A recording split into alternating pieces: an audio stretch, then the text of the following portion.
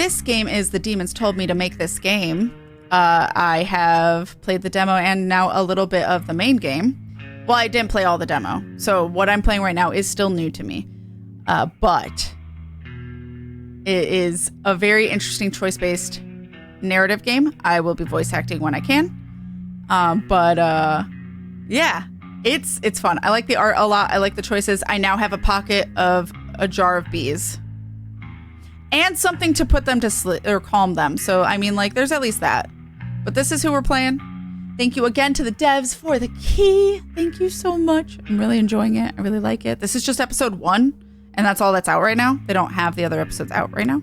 So, yeah, we are... Okay, there's multiple. So, we're currently in loop 1 of Punks and Bees. We're in the 3rd time slot. So, I don't know if episode 1's just loop 1 or what. Kat encountered the bees and was like, I'll play both sides so I come out on top. I literally asked the bees if it's okay if I take the sleepy spray, and they went, okay. They didn't give a shit. I'm so lucky. I'm waiting for all episodes to be released. No, that's fair. I get that, of wanting them all like together. But I am really enjoying it. I do hope they finish it. So I didn't do any of Gum in 1 or 2.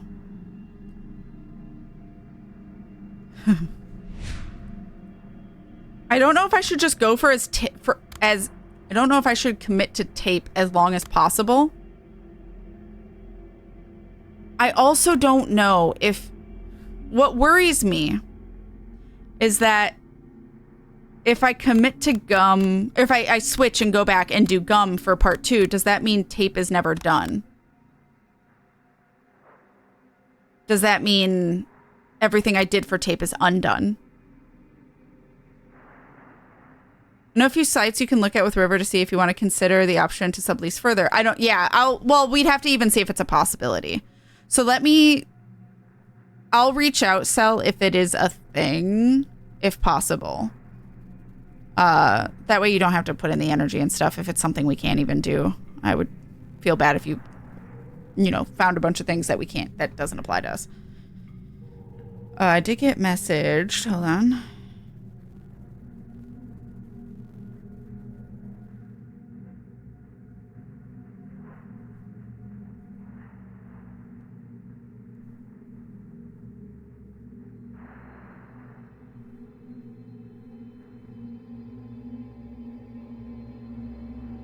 Oops.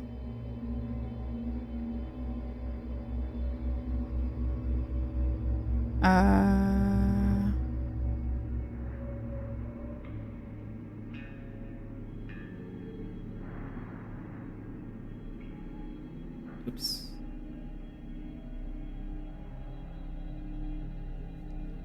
Okay. I just wanted to respond back to the person who's helping and giving us information. Even though I can't, do it yet, but... I guess if we're gonna undo anything...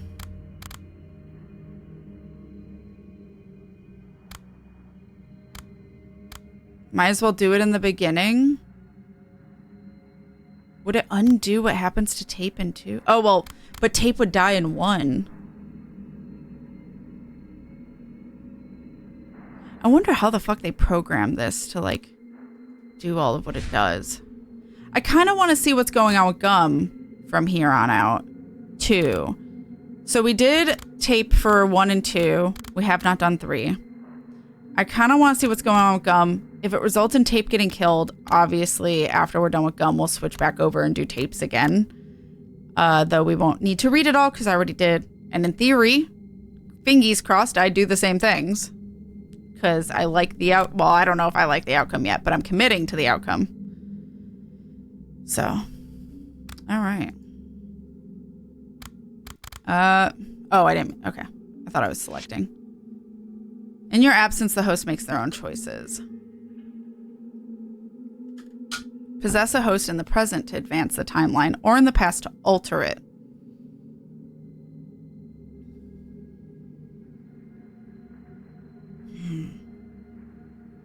Yeah, I guess this is how we'll find out. I am a little worried about having to redo this, but I'd rather do that now than later. So, yeah, I want to see what Gum's up to. Back to reality. Oh, there goes gravity.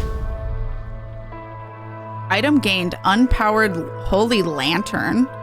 Wait, what did that say? I wasn't expecting that to go away. It might have just said this stuff. Item gained, love wand. Ma'am?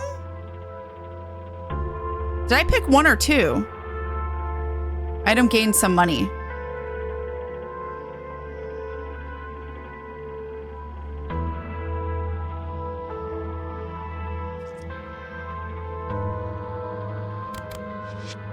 Unpowered holy lantern. It needs batteries to work.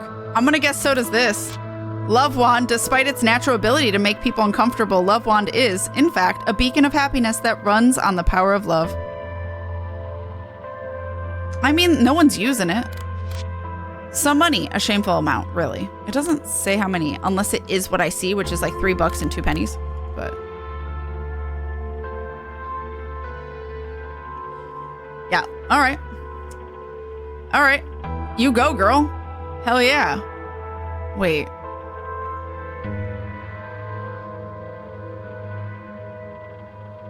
We're not going to talk about the fact it has a knot at the bottom. Okay, anyway.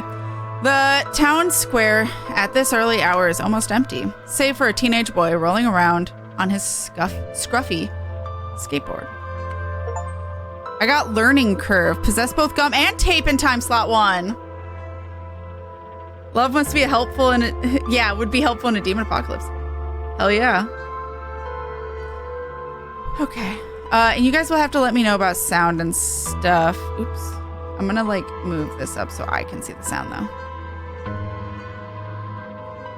Well, hello, Red Hives. I see the guys were not kidding when they called this place a shithole. Almost feels like home. Ink mentioned a sound studio. Find Ink. Clue gained. Mentioned a sound studio. I suppose that's what we're looking for. Find Ink. Oh, these are all, okay. Ink claimed that someone was holding him captive in what he called a sound studio. That's what Gum should be looking for. Okay. Go talk to the kid. He looks like a local. How about we return to the trailer and check on tape? Take a look around. Who cares about Ink? Let's go have some fun. Option locked already, or keep silent. Talk to the kid.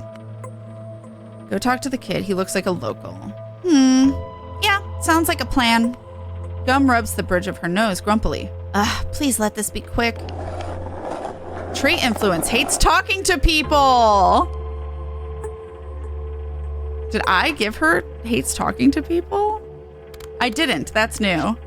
I've never been good with people. I'm wary of them. I don't like them. Honestly, it's a miracle I've survived this long. Coat teaches me to be more open, and I'm trying. It's hard, man. You know, that's a mood. All right. She walks up to the teenager and forces a smile. Hey! The boy doesn't look up, his eyes on his shoes. But he's looking up. The sound looks good to you so far? Good. Awesome. Also, I realized I forgot. I didn't have chat clicked on. So, OBS was covering you guys. Okay. Hey, youngster, you hear me? Youngster, Gum? For fuck's sake, get it together. Once again, the teen refuses to acknowledge Gum or her question. Well, don't talk to strangers. I don't get it. Is this little prick giving me the silent treatment? Do something to impress him. Teens are easy. All you need to do is treat him like an equal.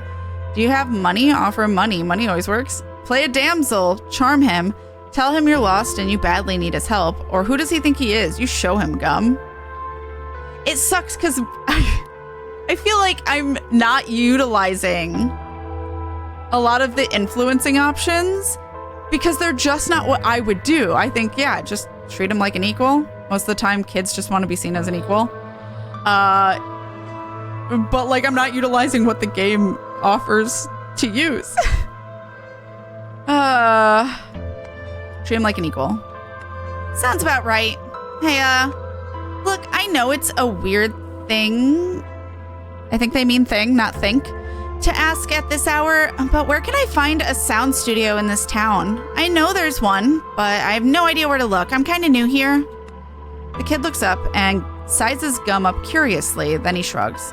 I don't know. This isn't working. Try more specifics. Maybe he doesn't know what a sound studio is. It is working. You have his attention. Just give him more empathy. Or it's okay. Ask for his name. Get personal. I would say, honestly, more specifics. He might not know what a sound studio is. Also, weird. I don't know if I want to get personal with a kid. He doesn't need to tell me his name. He doesn't look dumb to me, and I thought we were treating him like an equal. I wasn't. I don't know what a sound studio looks like. All right, well, fine. Look, I need you to think this is important. What I'm looking for is space for rehearsing music and recording it. You know, like those rooms with insulated walls the singers use, with a fat producer barking instructions from behind the glass. Unexpectedly, the teens, I'm gonna say snickers. That's probably a word. I'm just uncomfortable with how close it is. Yeah, I know. I'm sure we don't have that here. Oh, okay. So okay. What? There's not a single singer or music band in the entire town? The kid chews his lip. Suckers hang out in the mall. Huh? What? Who? It's a band. They used to play in Jenny's garage, but her family moved to an apartment, so they squat in the mall now. They have a spot there. The boy waves his hand toward the supposed mall. Gum looks in that direction, but sees nothing mall-like. This mall? Is it far from here? Oh, this mall. Is it far from here? I didn't realize how that needed to sound for a second. Nah, there's the entrance. See it? Gum squints. There clearly is no building, even distantly resembling a shopping mall in that direction. I can't see what you're pointing at. You're not making fun of me, are you? You can't see it because it's underground. See the glass pyramid? That's where the entrance is. That's bizarre. Oh. An underground mall, really? Huh. Quite an intricate thing to come across in such a dump of a town. No offense. It's closed off, abandoned. Suckers squat there. Suckers? Anything else you should know about the mall? That's all we need to know. Proceed. Anything else you should know? Should I expect any issues at that mall? Issues? Like what? Like residents who might not appreciate me poking around? I don't know. Sometimes people go there to party or break stuff, but mostly it's just an old empty tunnel. It's dump in there? Do they mean it's damp in there? And it stinks. Swell. Suckers? Who are these, suckers? Jenny, Sean, and Damien. They have a band. They gave a concert in Gleeful Penguin once, and they played at the prom in my school last year.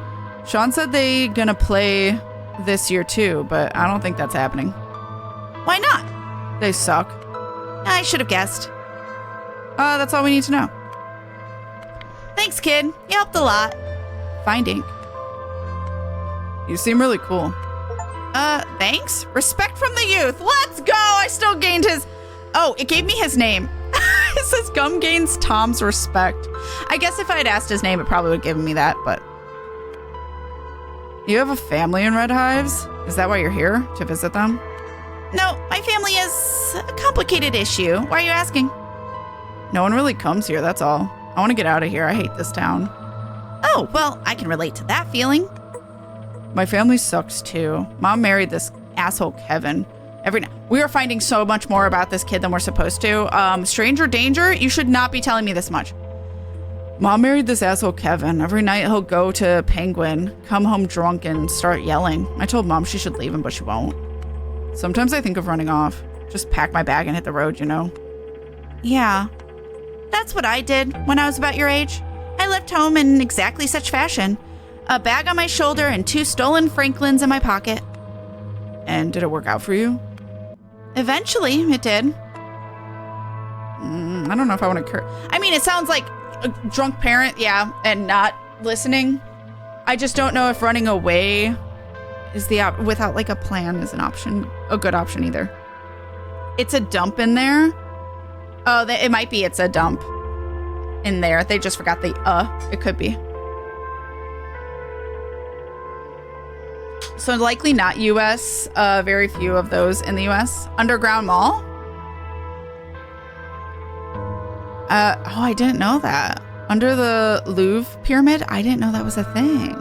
Desperate to talk with someone? Yeah. I'm gonna snooze the ad and go just a little longer because I know we didn't get into the game until a bit into our non-break hour. Let's not waste any more time. So use this opportunity to learn something useful for your mission. I mean, why not? It doesn't seem like we're on a time constraint. Canada has at least one or two as well. Been in one of them. I've never been in an underground mall. I like the snail graffiti. No future. Luxury mall though, so not really a dump. Yeah. Well, this is a really abandoned town, so it might be more because it's apocalyptic-y. Because they have like this invisible wall, unless only some people can't pass through it, maybe. Maybe most people don't know it's there. But I'm not sure. Like what? Oh, shit. Oh, shit.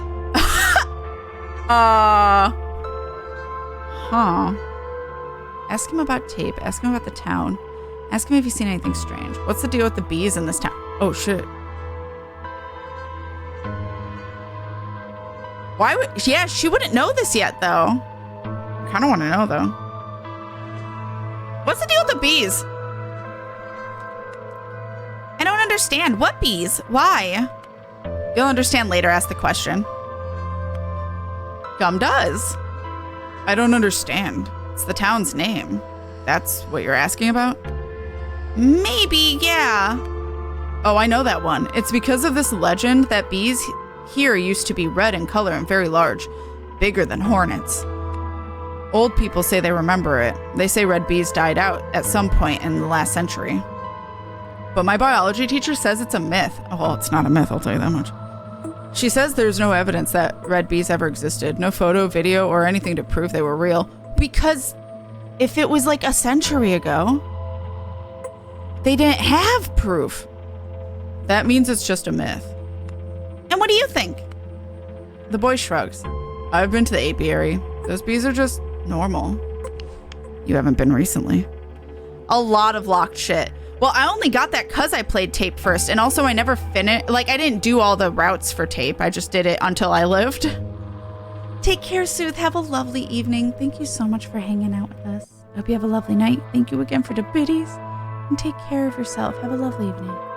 All the hugs.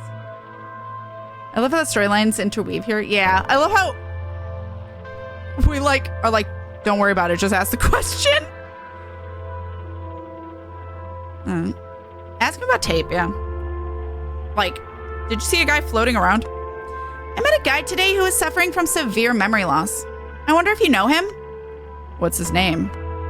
He doesn't remember it. Gum does her best to describe Tape's appearance to the boy. No, I don't know him. Well, it was worth a shot. Okay, ask about the town. I got Tape's amnesia clue entry gained. What? Oh shit, find Ink. Ink claimed that someone was holding him captive. Oh wait, I read that.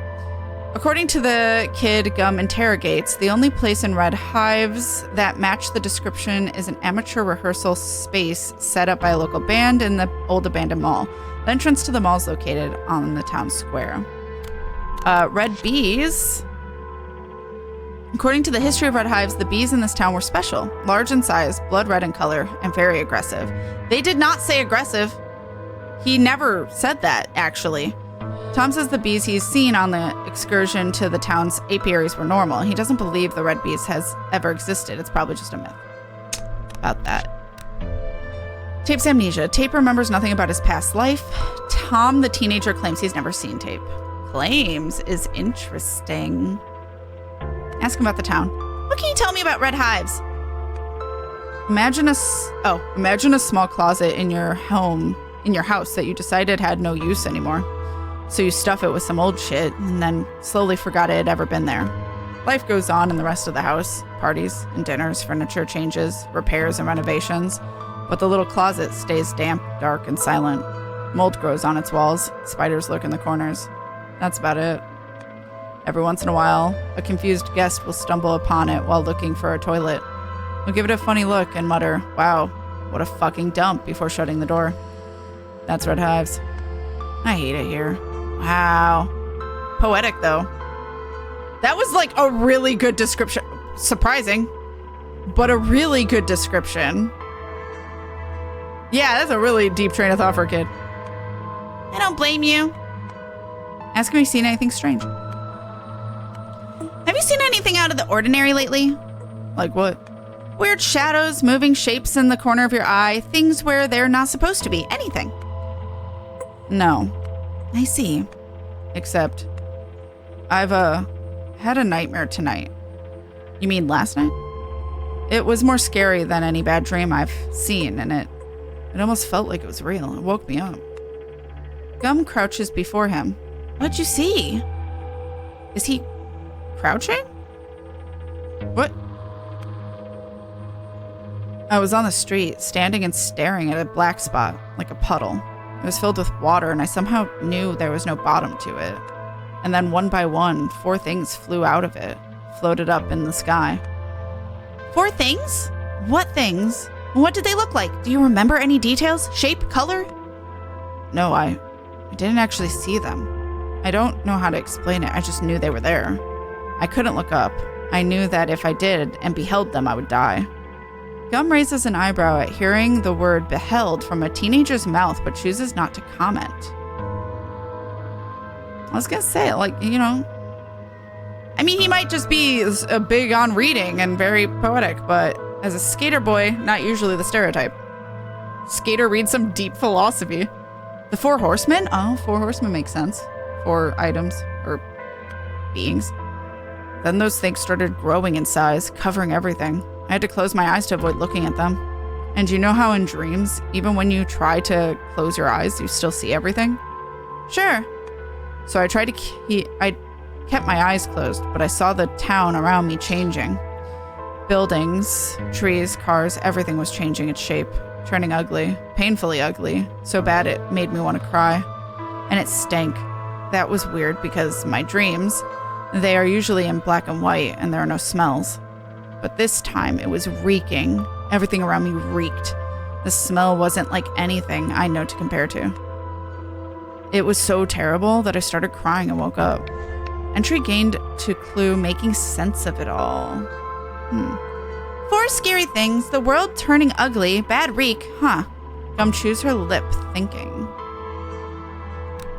Making sense of it all. Bits and pieces of information that may or may not be useful. Tom tells Gum about a strange dream he had today. In it, 4 terrifying entities appeared and brought corruption to the world. Any thoughts? Sounds apocalyptic. What if tape is one of those 4 scary things? I mean, he wouldn't know that. And it's not necessarily helpful for her. I mean, not that she shouldn't be cautious, but it wouldn't be helpful for her to... Oh my god, is the beekeeper pestilence? What are the 4 horsemen? War, pestilence, death, and I cannot remember the 4th. Supernatural, come back to me. Famine. Okay. So I would... 4th one's Arby's, obviously. Welcome back, Record. Famine. Okay, so like... I don't know what tape could be other than maybe death.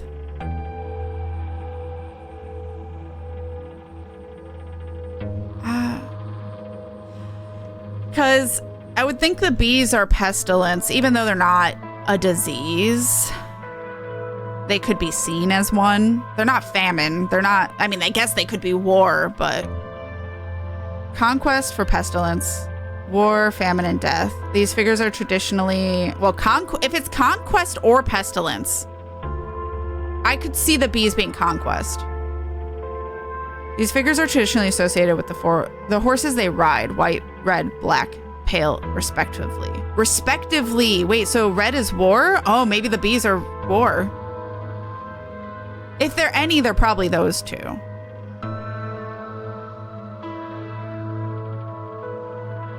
Wait, so what's the difference between pale and white?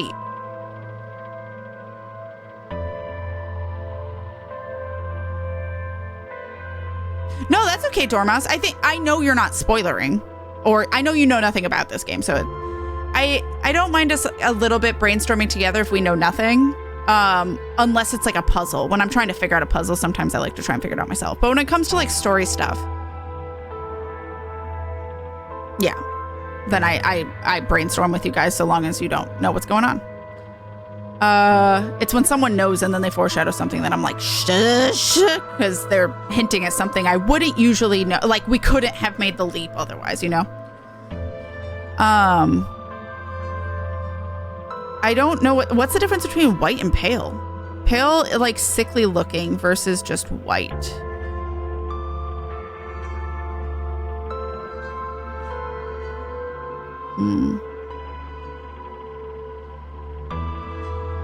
I wonder what tape would be considered then. If tape would be one of them. I mean, he is a white boy. He had red eyes though, but the bees are red. I don't know if he's considered sickly looking. He doesn't look that sick. Throughout history, if I recall, the 4 colors of the horsemen are very largely, what? Oh, very largely, so I wouldn't take it too literally. Okay. Still though, red is interesting with the red bees and red eyes. I don't know. Okay. I'm gonna say, any thoughts? I don't want to lead her to distrusting Tape because I don't think Tape knows what the fuck. None so far. Moving one step at a time. Right now my goal is to rescue Ink and find out where the others are. The boy frowns. You won't tell anybody. They'll laugh at me. These lips are sealed, promise. Oh, fucking rip. Okay, I guess we're done here. Let's go, we're done here. Right, I have to go, kid. Gotta find that studio. Okay. Put yourself first and do what you feel you must. Don't let anything hold you back. That's my advice, just in case you needed to hear it. Gum turns away and headed to the staircase descending into the gaping maw of the underground mall's entrance. A brisk descent down the dilapidated concrete staircase brings Gum into a straight hallway where she's met with a stale air reeking of mold and urine. Timid dawn sunlight wrestles its way in through ragged holes in the ceiling, but it does little to illuminate the place. Gum stops and waits for her eyes to get used to the darkness. Soon enough, the details start emerging from the dim.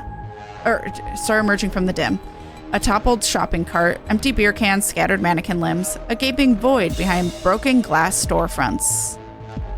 Hello? They're just little guys. A pack of ugly quadruped beasts huddled together and staring at Gum in menacing silence.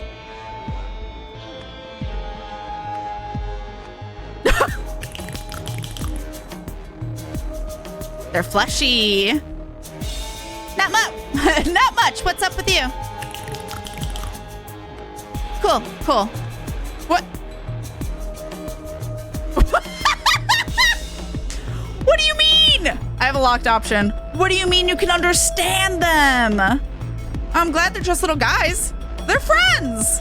Gaping Maw is my stripper name. That's a good one. All right, we do have to take a break because an ad needs to start in 2 minutes anyway.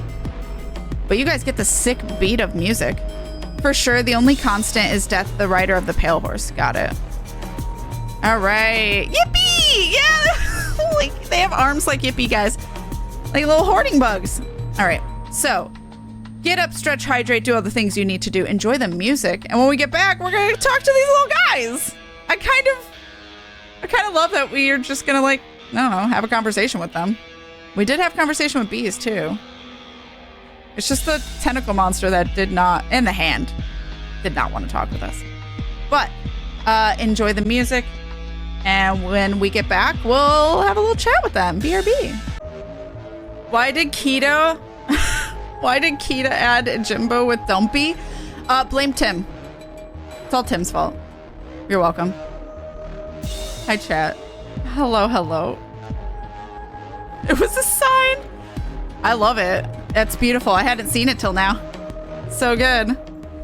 Tim really wanted it, and it was like an incentive, and donated to make sure that they were getting a twerking Jimbo. I also do love the Barney with the stop sign. It's got an energy.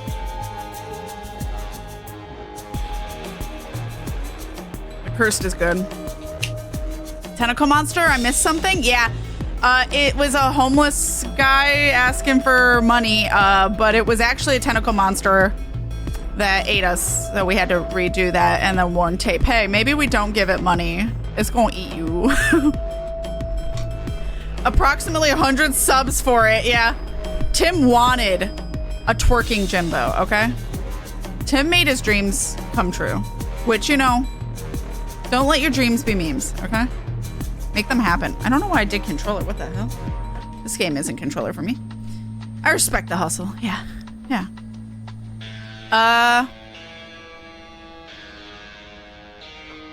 I'm guessing we can talk about all of them. You can understand them? Not yet, but establishing contact with entities that don't speak our language is part of the job. What they want always boils down to a limited pool of specific desires. You just need to find out which one you're dealing with. Looking at these mutts' postures, I reckon they desire for me to get the hell out of their territory. Are they guarding this hallway? Oh, I'm getting a phone call. Chat, I will have to BRB. Get up, stretch, hydrate, do all the things you need to do. I will BRB and I'm gonna mute myself. So, bye. But yeah, apparently we're talking to just little guys. I didn't do shit! Apparently we're just talking to little guys. So, you cleaned your phone? Fender is more dust than man at this point? You mean guarding in, like, their task to do that? No, I don't think so. They don't look determined to me. They look apprehensive. My guess, they think the Stamp Alleyway is their shelter. Am I right, guys? I think they're saying I'm right. Have you met the creatures before? No, I don't think so. I bet Coat has. Nothing ever comes as a surprise to that man. Are they gonna attack us? Well, they haven't yet. They don't strike me as too courageous, these guys. There's a good chance it won't take much to send them scattering in a panic. But you know what they say. We won't know till we try. We need to do something about them. I think moving on is good, but I don't know what we're gonna do. I'm a little worried that we don't have an option that might be more tame. Guess I'll start with the basics. Gum steps forward and flails her arms at the monsters. Shoo! Shoo! Go away! Get out, doggy! Shoo! The creatures don't back away. They click at Gum angrily and huddle even closer together. The one in the front squat. The ones at the front squat, ready to pounce, and start drumming at the floor with their sharp talons. Uh-oh. Eventually, Gum takes a reluctant step back. Ugh, you don't want to make this easy for me, do you, little mongrels? Demon grolls. Demongrels. A pack of hideous creatures. Oh, they're cute, though. They're all teeth. Have taken shelter in the underground mall. They will attack anyone who tries to pass. You know what? True, my bad. Let me dip my phone in dust. Oh my god. You have no idea how true that is. Oh my god. This is really hard. I forget which Spider-Man movie had Sandman in it, but you know when he was losing cohesion and turning back into loose sand? That's basically what happens anytime I move. Oh my god. They're doing tippy taps. Yeah. Doing the tippy taps. Option locked. Do you have any weapon to use against them? What if we sneak past them? Can you try to talk them into letting us through? I know what you should do. I don't know. Can you try talking to them? No idea. I guess it wouldn't hurt to try. I did that with the bees. Oh.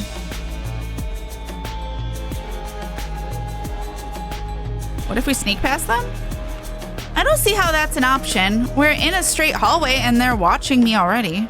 In theory, I could try searching for a side route through the stores, but I don't know. There's no guarantee it's free of these rascals either. No, if I want to get to ink, I will have to go through them. I'll ask about the weapon.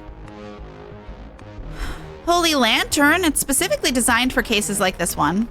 Unfortunately for me, the lantern is useless without barriers, and the guys didn't leave me any when going on the mission. Oh, batteries. Sorry. I need batteries. What, I said barriers? Aside from the lantern, my love wand, obviously, but it only has one shot. So it will take out exactly one creature. What do you mean one shot? What'd you do to it? Also, I would assume it has batteries. Can you not just switch the batteries? Depending on what they take. So hopefully the others will scatter away in terror, because if they don't, I'll be out of my one weapon. What if we retreat, find batteries for Holy Lantern, then return? Do you have anything that in your trailer that could be of help? What if we find batteries and return? Every minute we waste is another word on Ink's obituary. She sighs audibly, looking at the creatures. As much as I hate it, yes, finding batteries may be the most reasonable plan. Do you have anything in your trailer that could help? Nah, I mean, voodoo plushie is there in the chest, but I can't see how that'll help me out here. Voodoo plushie. How would that have helped tape, though? Do you remember the lock combination? Of course I do. It's 4829, same as before.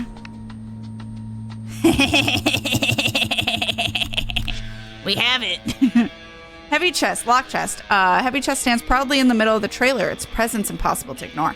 It may or may not hold something useful, but it's secure with a 4-digit combination padlock. The combination to the padlock is 4829.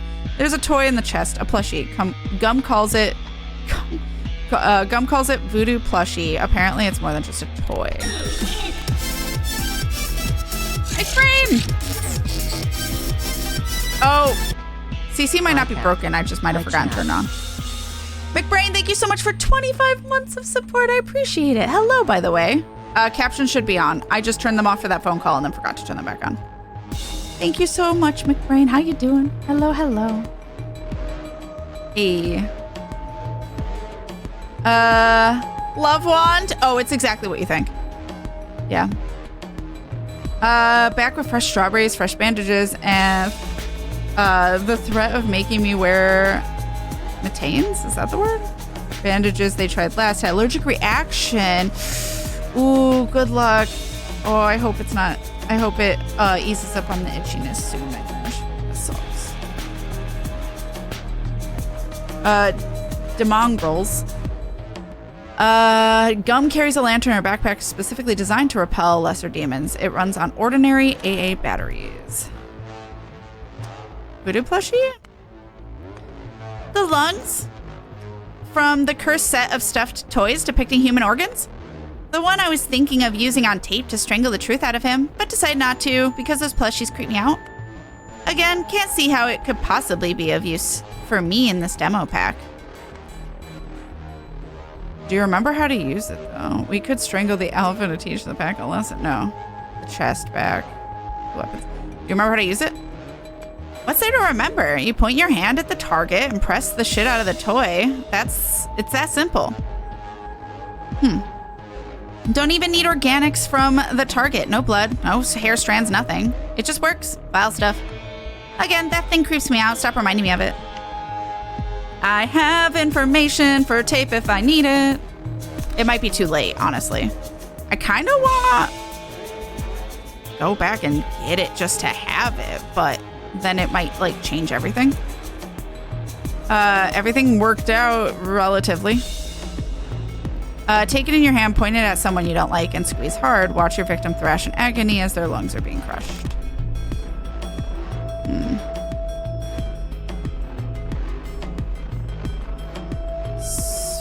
The chest? Oh, so about the weapons. Back to other options. Okay. I know what you should do. Let's go get batteries. I'm all ears. I want you... This is a bad idea. I want you to pet the right one. It looks pettable. It is smiling. Ram them head first. Force your way through. Show them what you're made of. Use Love Wand. Let your magic sow horror into their hearts. I don't want to waste it. I don't know. Talk them into letting you through. Use the power of your rhetorics. Leave. There's nothing for us here. I kind of want to pet or talk to them and see what happens.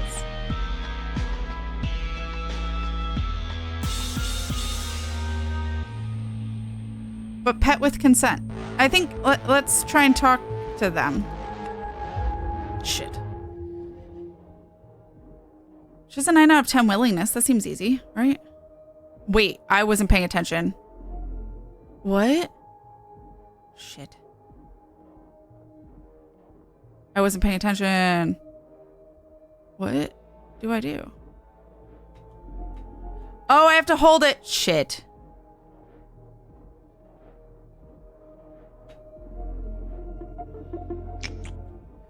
I don't have enough time. I didn't know what I was doing. Shit. Ah, okay. I thought it was going to be the same thing. The opposite of patient. What sucks is it really didn't give you an opportunity to succeed. Like, if you fail once, you're failed at all. Funny to make friends with petting strange entities. I would like to. The opposite of patient. When things happen too slowly, I get swept up in a wave of irrational anger that I can't hold back. I don't like that. I want to redo it. I don't like that.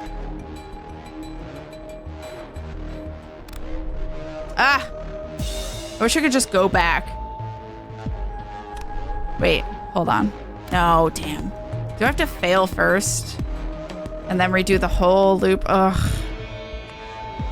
I failed to see the point of talking to them. They look like basement dwellers taken the ultimate form. Even if they could understand what I'm saying, they would deny me a pass out of mere spite. They are demons after all. Yeah, that's what I'm talking about. They didn't click. Fine. Not a fucking coward. Let's try and pet him. Okay. To intercept the Medusa while inside it, hold space to absorb. Absorb 3 times. See.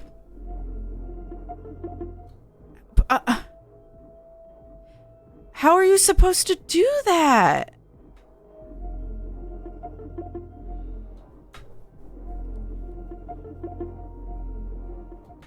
What the hell?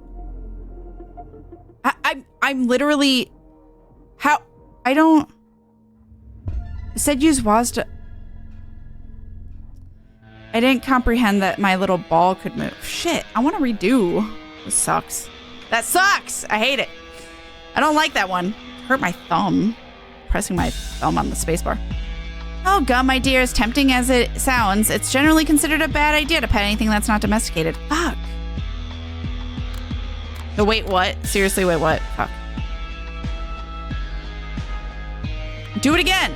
You're one to know. You've been bitten by stray dogs time and time again before you accepted that this lesson must be learned. Don't forget the case of little Barry Rogan, too. The boy who was stalked by Geh, remember? The child who lost their arm trying to pet Geh. Don't repeat his mistake. Geh? Giant evil hamster. One of my early cases as part of the group, almost 3 years ago. My assignment on that one was to get 200 pounds of various vegetables, mostly carrots, and stack them in Rogan's backyard. Good times. Well, Barry's lost arm aside. Stupid mongrels. You won't let me through, will ya? Click, click, click, click. Fine. Gum turns on her heel and marches out the mall the way she came from. Give up? Never. Wait now, I'm gonna find stupid batteries for my stupid holy lantern. I'm gonna come back and burn your stupid skinny asses with stupid raving light.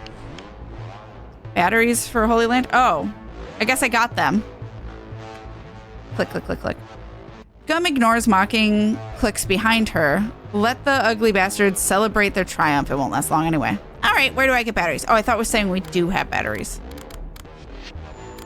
All right, give up, never. I hate losing. Damn. Gum needs to acquire batteries to power Holy Lantern. That's it. I really want to redo those because I'm not a fan of those traits just because I failed. Where do I get batteries? You can steal them, buy them. Can you craft them? You can buy them. Sounds about right. I must find a convenience store. She looks around the empty square. Okay, I reckon it must just be somewhere nearby. Let's just go. Let's say this way. Or I'll just go. Let's say this way. Having taken off in the direction opposite to the mall, Gum turns one last time to shake her fist at the dark staircase. Damn you, mongrels. Demon girls. You haven't seen the last of me. Well, the batteries should be available at any store or pharmacy. The trick is to find a place that's open this early in the morning. Entry gained to clue while on their own. Tape is dead. Yeah, end of event. So wait. Obviously, I don't want to do that. I do want to see if I can get past them. Hold on. Hold on. I was wondering. So that does kill tape, and then I have to go to tapes again. Kind of want to do the chest just to have that, though.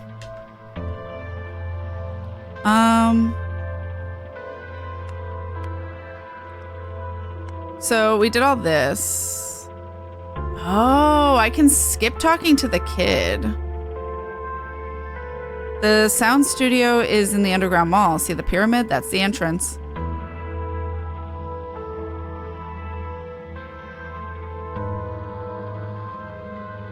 We still have our traits for now.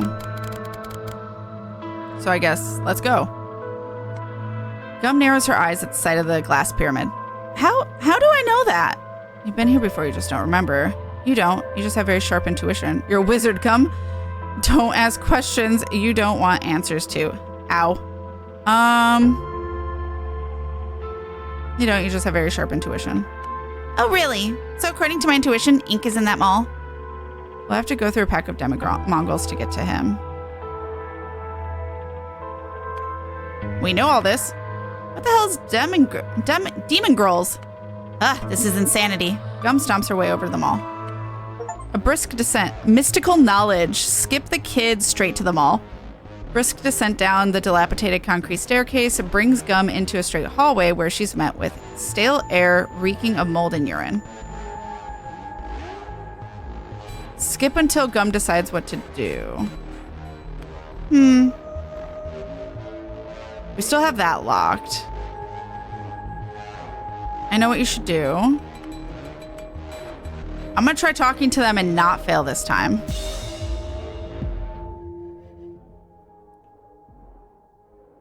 So supposedly I can move. Okay. Oh God, this is really hard to like mentally do. Okay, because I have to keep my hand on space.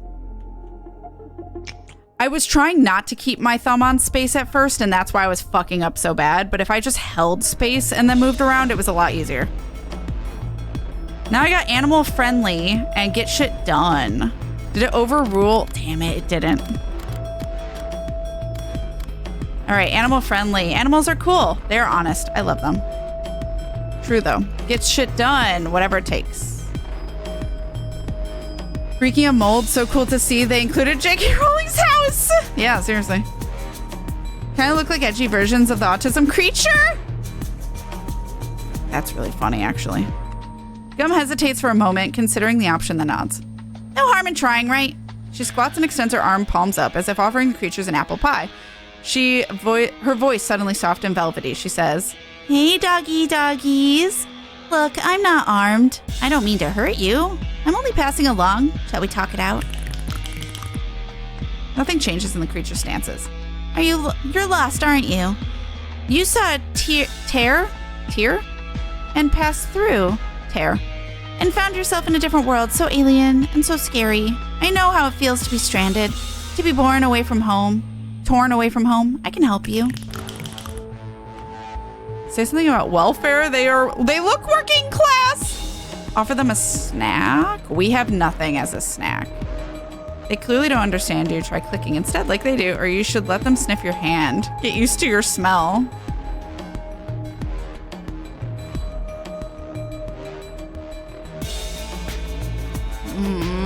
I'm stuck between these two.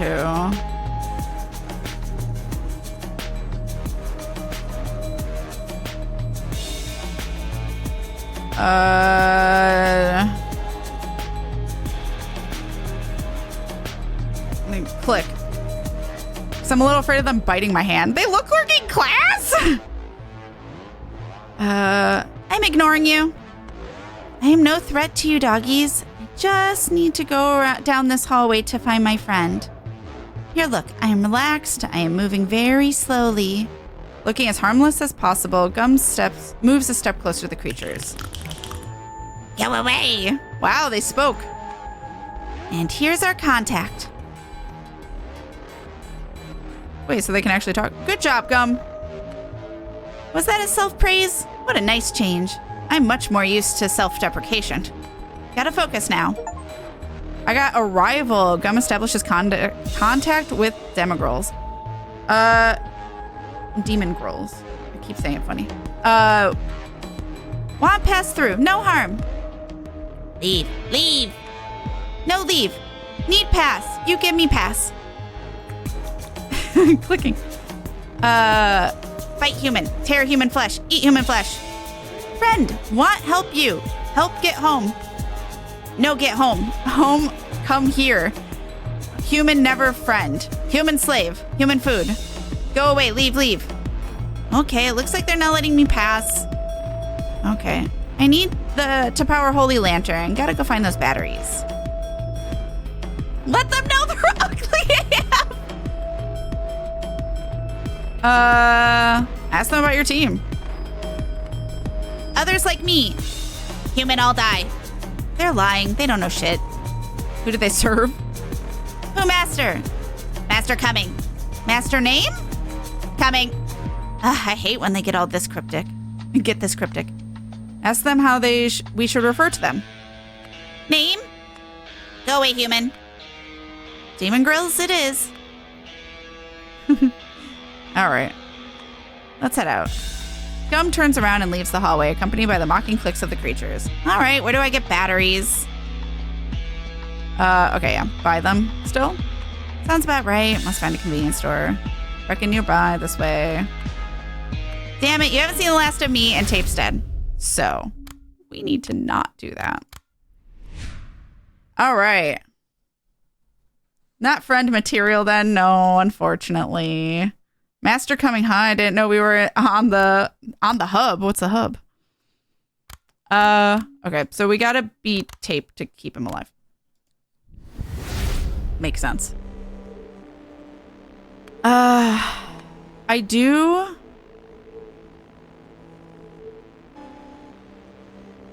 I want to see this. I'll keep silent. This should all be the same, though.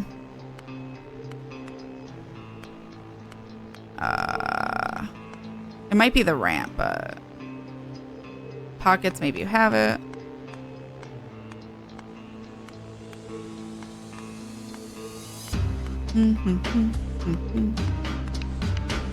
Some money. Maybe recognize the place outside. Sitting in the trailer. Keep silent. Just relax. Tidying up, right? He cleans. I did do that. I'm gonna shut the mirror.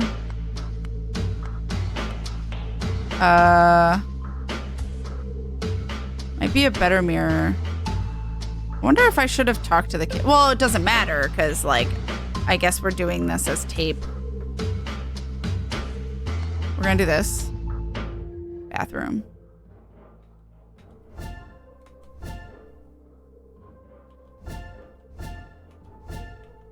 Oh, rude. What? I get one wrong and I fail? Damn it. We're gonna go die. Wait, okay. While on their own, without my guidance, Tape dies. Time slot 1. Gum finds a way to communicate with the creatures. Unfortunately, they remain largely unresponsive and reveal no information. Useful information. I did it right the first time. Nope. Ugh. Okay.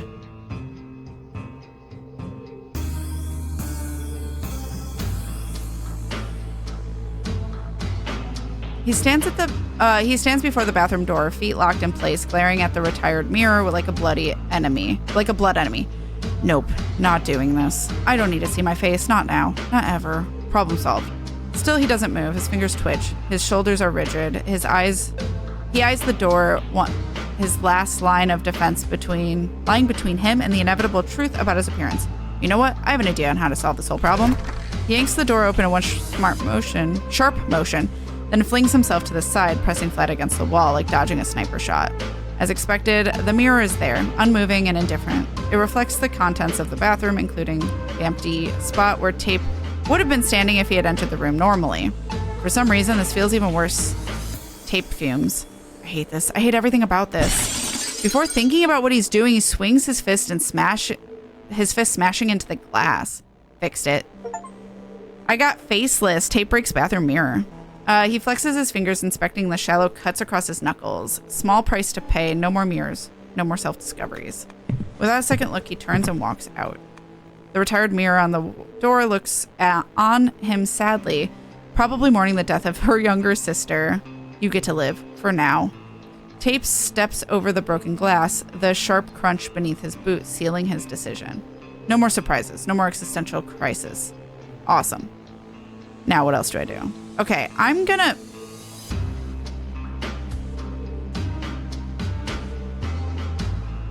go get him killed.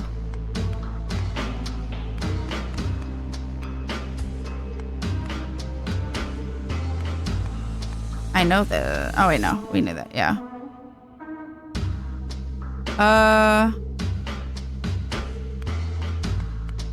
Lockpicks. I'm rooting for you. Okay, I'm gonna go get him killed. I don't need to... Tape is a mood. I don't need to see my face either. I want to give him self-confidence. Wanna go outside? My eyes. God damn it. I wish I could, like, reload real quick so I don't have to go through the whole thing to redo that, because I will go back and redo that. Okay. Help him and die. My eyes. There's your tentacle monster. I don't know if Demonis is still here, but I'm numb. I love Tape's like, what the fuck? Stop screaming, give it a fight. But I know that fails, because that's what I did. All right. Do it again. Look friendly enough. Yeah. Just kidding. Go back. Tape. It sucks that we can't go and explore someone else's route without affecting the other person's route. Wait out Tape's amnesia rant. Well, wait until Tape faces the mirror.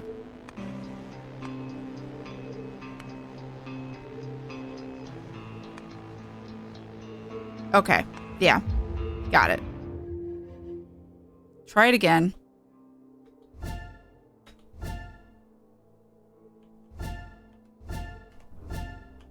There we go. Fuck you. Did it. Success this time. God, if I have to do the bees again, I'm fucked though. Hopefully it remembers that. Oof. Well, the thing is, if I go and do gum, it might undo everything I did with the bees. Ah. Strange feeling that... Yeah, okay. This is all the same then.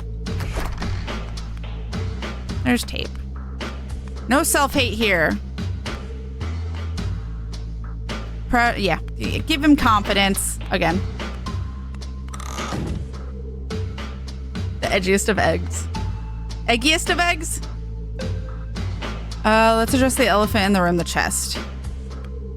What chest? You mean the big weird-ass medieval coffer standing in the center of the room that I've been avoiding even looking at? That chest? Tape sighs and forces himself to sit beside the chest and examine it. Everything about that thing screams arcana. It's visibly old, covered in scratches and notches, with a heavy, respectable lock hanging off its lid. The guard of its secrets.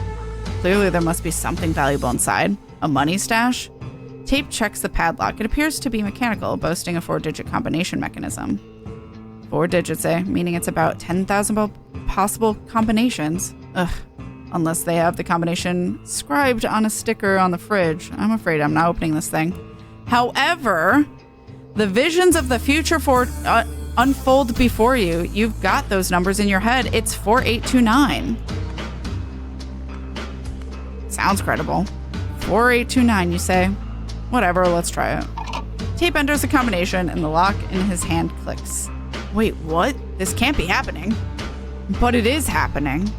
I still got wait, what? He puts his hand on the lid of the chest. No booby traps, please. Please. And opens it. Well, this is disappointing. One in 10,000, Tape unlocks the chest. Amazing. The chest is empty save for a few wool blankets and one silly looking toy. Are these plush lungs? Tape prods the right lung, finding it oddly pleasant. It's very soft and filled with foam balls. The sensation is strangely addictive. Hey, what a great stress reliever. I don't think Gum will mind if I take this. Hello? I've been stressing out a lot lately. Doesn't look very expensive anyway. I got plush lungs. I guess I can congratulate myself on my first crime of the day. He puts some distance between the chest and himself and feels his back pressing into the trailer's entrance door. The door squeals displeasedly in response. Plush lungs! A plushie from the chest, an old trailer, very pleasant to the touch. I didn't get money this time. Hear that sound? Makes me wonder what type of lock they use for these. He turns and bends to examine the keyhole. Wait, is this? I know this. Emery's coming back? Not sure. I just got this feeling. Okay, this is all the same. So wait, how do I not get the money if I skip his tirade in the beginning? It's still in my coat pocket. Maybe I'll find it later. I'm reading for you. What sort of person just knows off the top of their head a 4-digit code has 10,000 options? Fucking nerd. They are voodoo lungs. Yeah. We know that because of Gum saying that earlier. Okay. So we have to mess with this dude. Okay, there. That's how he finds out he has money. Stop right there. This creature is no human. And it's a monster. Of course, it creeps you out. You're on the right track. Tell me, what do you think of him? Is there anything you're not afraid of? What do you think of him? I think is what I said. Seems pretty normal. Vibrant imagination. Gus says to keep my guard up, but I have no clue if this gut knows what it's doing. Such a sweet name. I want to eat. Use the plushie. It's a weapon. Well, we got away with not using it. So I don't want to use it. Also, I don't know if it's like one use or what. Run before the tentacle show. One step and another. Tape slowly backs away. No, I don't think I will. Yeah. Run!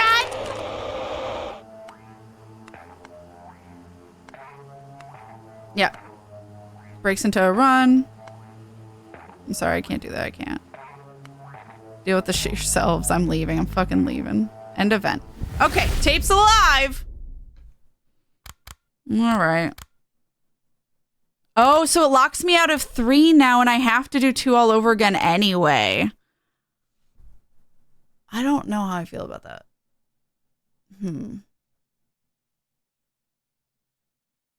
Okay, well, I might as well do Gum now to have more information. That is good to know, but that sucks. Hi, Bear. You want to come here? He's not, like, close enough. Hi. Hi, bear. My son. Ugh. All right. Yeah, cuddle round 2. But that's also because he just had his snacks. So he likes to cuddle when he's got his snacks. When his tummy's full of food. All right. So I'll try to do this. I'm going to do gum anyway since we have to redo bees anyway. So, oops, I didn't mean to do that. So let's see what she was up to. Yes. I don't like this place. So I have all that. Got the hang of it. And now both of them in time slot 2. The park across the road from the town square could be a dictionary illustration for tranquility. No typical workday fuss, no urban noises. In fact, no noises or sounds whatsoever. The birds are quiet. The wind is not making any attempts to rustle leaves on the trees. Nothing dares to disturb this yellow, sleeping realm. Let's disturb this yellow, sleeping realm. Gum fixes her gaze on the only other person in the vicinity, an old lady sitting motionless on a bench, like a wax sculpture too unremarkable to make it into a museum. Beside her on the bench is a half loaf of white bread. By the looks of it, the lady was planning to feed it to the pigeons. There are no pigeons to be seen. I bet this dame knows every corner of the town. Do you think she can point us to the right place? Is interesting for a clue. But remind me what we're doing? Looking for a convenience store to buy batteries for the holy lamp, scare away the demon girls occupying the abandoned mall, and to get the sound studio where Ink is supposedly being held captive. Keep up, Gum. You're a bit too young to start suffering from dementia. Oh, it didn't let me... Oh, it didn't let me use the clue.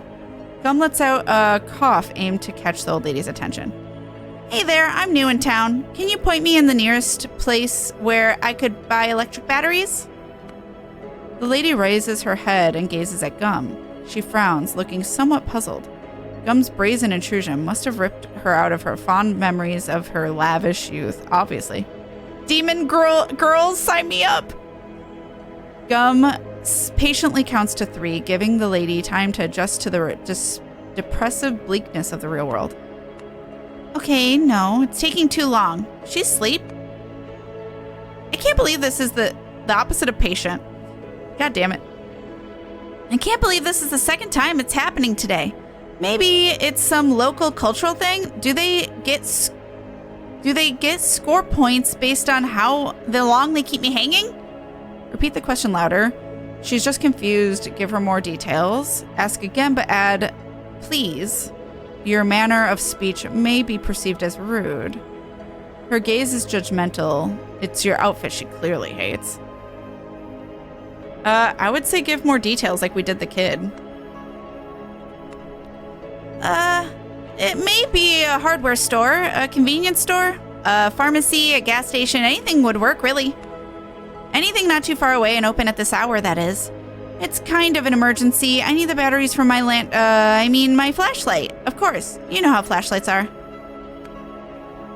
I don't know. How are they? Well, they always go dead in, like, the worst possible moment. Uh-huh. And what would be the worst possible moment for the flashlight battery to die?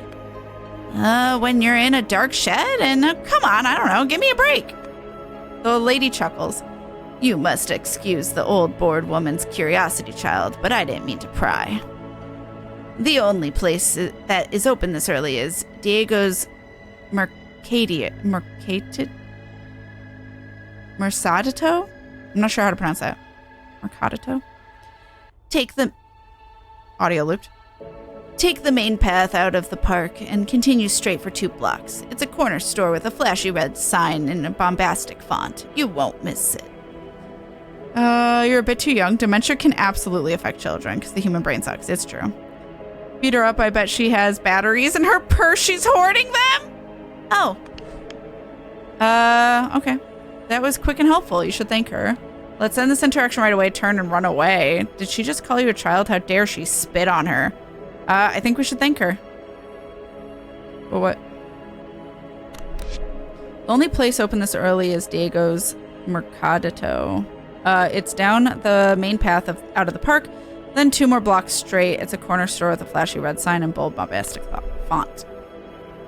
Thank her. Oh, okay. I mean, thank you. The lady grants Gum a brief, polite smile and nods. If I may ask, what brought you to our ill-fated settlement? Not spoiled by the abundance of guests here we are. Gum lingers with the answer, cautious of being dragged into an actual conversation and thus delaying her from her mission. Tell her the truth, the real truth. Just say you're visiting a friend or something. Don't engage with her, head to the store.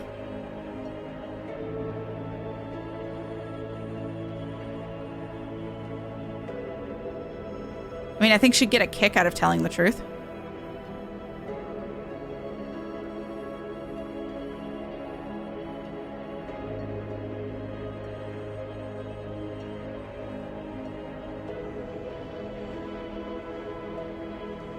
It's a vibrant Mexican restaurant known for its elevated take on traditional flavors, handcrafted cocktails, and lively atmosphere. I don't know. I guess this game is set in Chicago? That's in Chicago? I don't even know how to pronounce it. Sure, YOLO, let's tell her the truth. Wait, how is this one gonna be? Oh, I think that'll be okay. One-handed.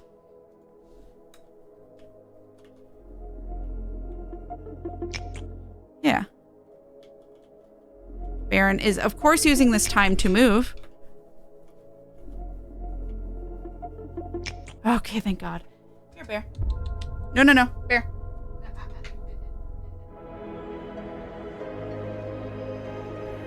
Hold on, my son is being my son. Oh. Oops, sorry, Bear. Here, go that way.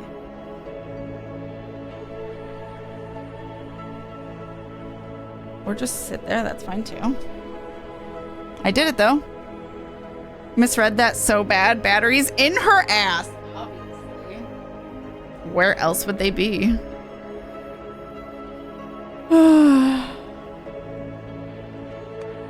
The truth repels normies and attracts nut jobs. Do you think this one is a normie? I can see her being a conspiracy theory. Into a conspiracy theory or two.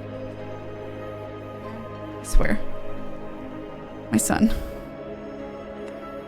Okay, I feel like risking today. Hold on, my son is making a decision. There he's going. All right. Whew. Boy, gentle. Gentle on the itching. Okay. I always think the audio cuts out when it repeats. Let's see, I came to your town to prevent a dark ritual that's threatening the end of the world.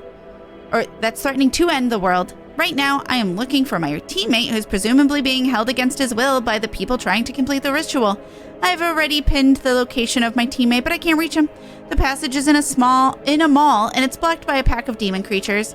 It wouldn't be a problem since I have this cool thingy in my inventory, perfect for dealing with lesser demons. Alas, it's run out of batteries, and well, I am fresh out. Are you following? I might have missed a detail or two, but I get the gist of it. The lady nods to herself thoughtfully, as if internalizing what she just heard. To Gum's disappointment, her face shows no signs of surprise or disbelief. In fact, Gum fails to read any emotions on that face, no matter how hard she looks. The granny could make an exceptional poker player. Oh, I guess I made a losing bet. Shush, what a predicament indeed. If the things are really how you describe them, I must insist you haste, child. It would be quite unfortunate if an idle conversation with a curious old lady resulted in the destruction of the world, don't you think? Yeah. Then go then. Diego's Mercadito. 2 blocks away from the park. Watch out for bees. Watch out for bees.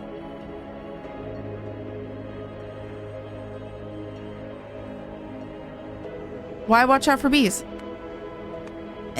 What did you just say? Diego's Mercadito. That's the closest store that is open now. You need to take the main route out of the park and proceed straight for 2 blocks.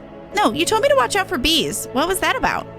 That's just a thing people say in red hives. Our locals take on the conventional take care.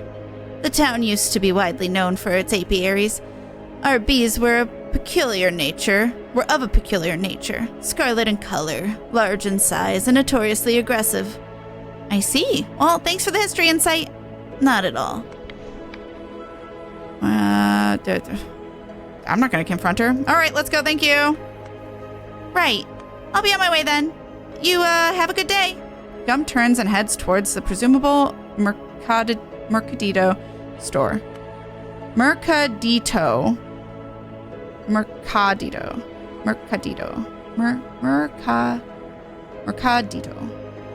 I don't know if the emphasis, I don't know. Mercadito. All right, it's a hard K because I wasn't so sure if it was a K or if it was a C, like a S. I wasn't sure how you pronounce it.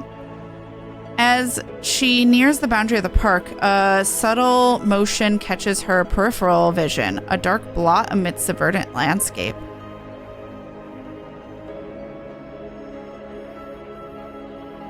Is that a penguin mascot? On closer look, the dark blot appears to be the back of a human-sized anthropomorphic penguin. Makori, is this you? Close enough. I think you're doing it all right. Heard the K sound for Merca, so Mercadito. Mercadito. All right. We should not get closer, I think. Anyway, bees. Watch out for bees. The townsfolk of Red Hives use this phrase as their way of saying take care.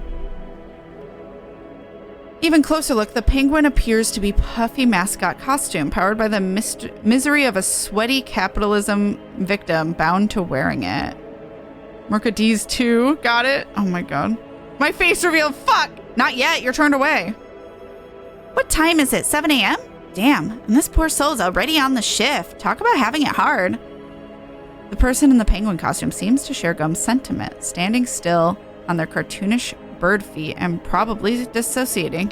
Mood. Oh, that's locked. Something about this penguin is not right. Why is it standing so still? Don't mind the penguin. Focus on your goal. Yeah, sure, let's figure it out. Why is it standing so still? I don't know. Gum sizes up the bird dubiously.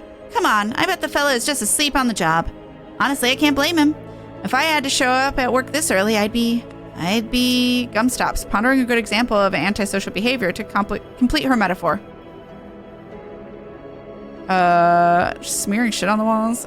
Fired for never making it on time. Doing as told, but with a sour expression. Sleeping on the job as well. Fired for never making it on time, I feel like is her. Fired? Me? Baby, I never get fired. I always quit. That also seems right. Bottom line, I empathize with the penguin. Let him have his nap. You know what? You're right. Let's get out of here. Just check on him, will you? That's a minute of your time. Bet $10 it's a monster. I mean, I bet it's a monster. I do believe.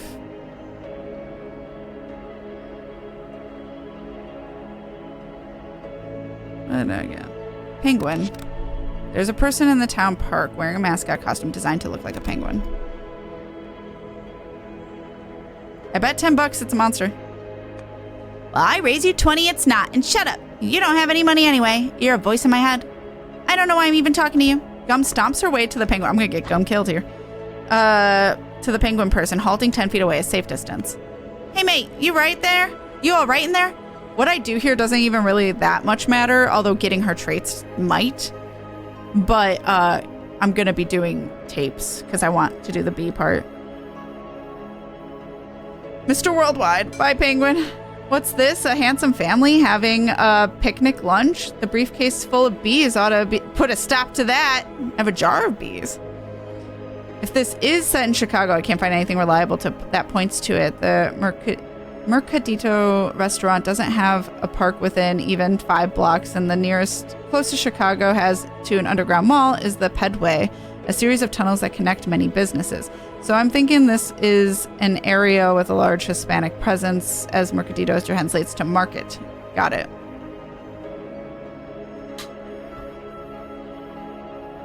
Mr. Worldwide? Isn't that Pitbull?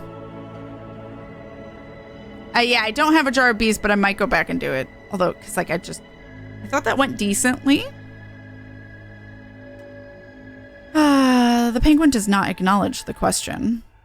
But I don't know if we should, like, bring pestilence. I bet you tape dies and we have to go do that, but... Wake up. I'm talking to you. Still no response. Kick it in the ass? No. Walk around him, let's see his face. Weird, unresponsive, possibly monster. Do you have a protocol for situations like this? I had one that I couldn't do. No, in fact, we don't have protocols for any situations whatsoever. A protocol implies that you have people capable of following it, capable of discipline. Not our case, I'm afraid. We usually just run around making a mess until Coach shows up to fix everything. It's quite embarrassing, really. Where to go? Gum chews her lip and makes a decision, keeping her distance. She circles around the penguin.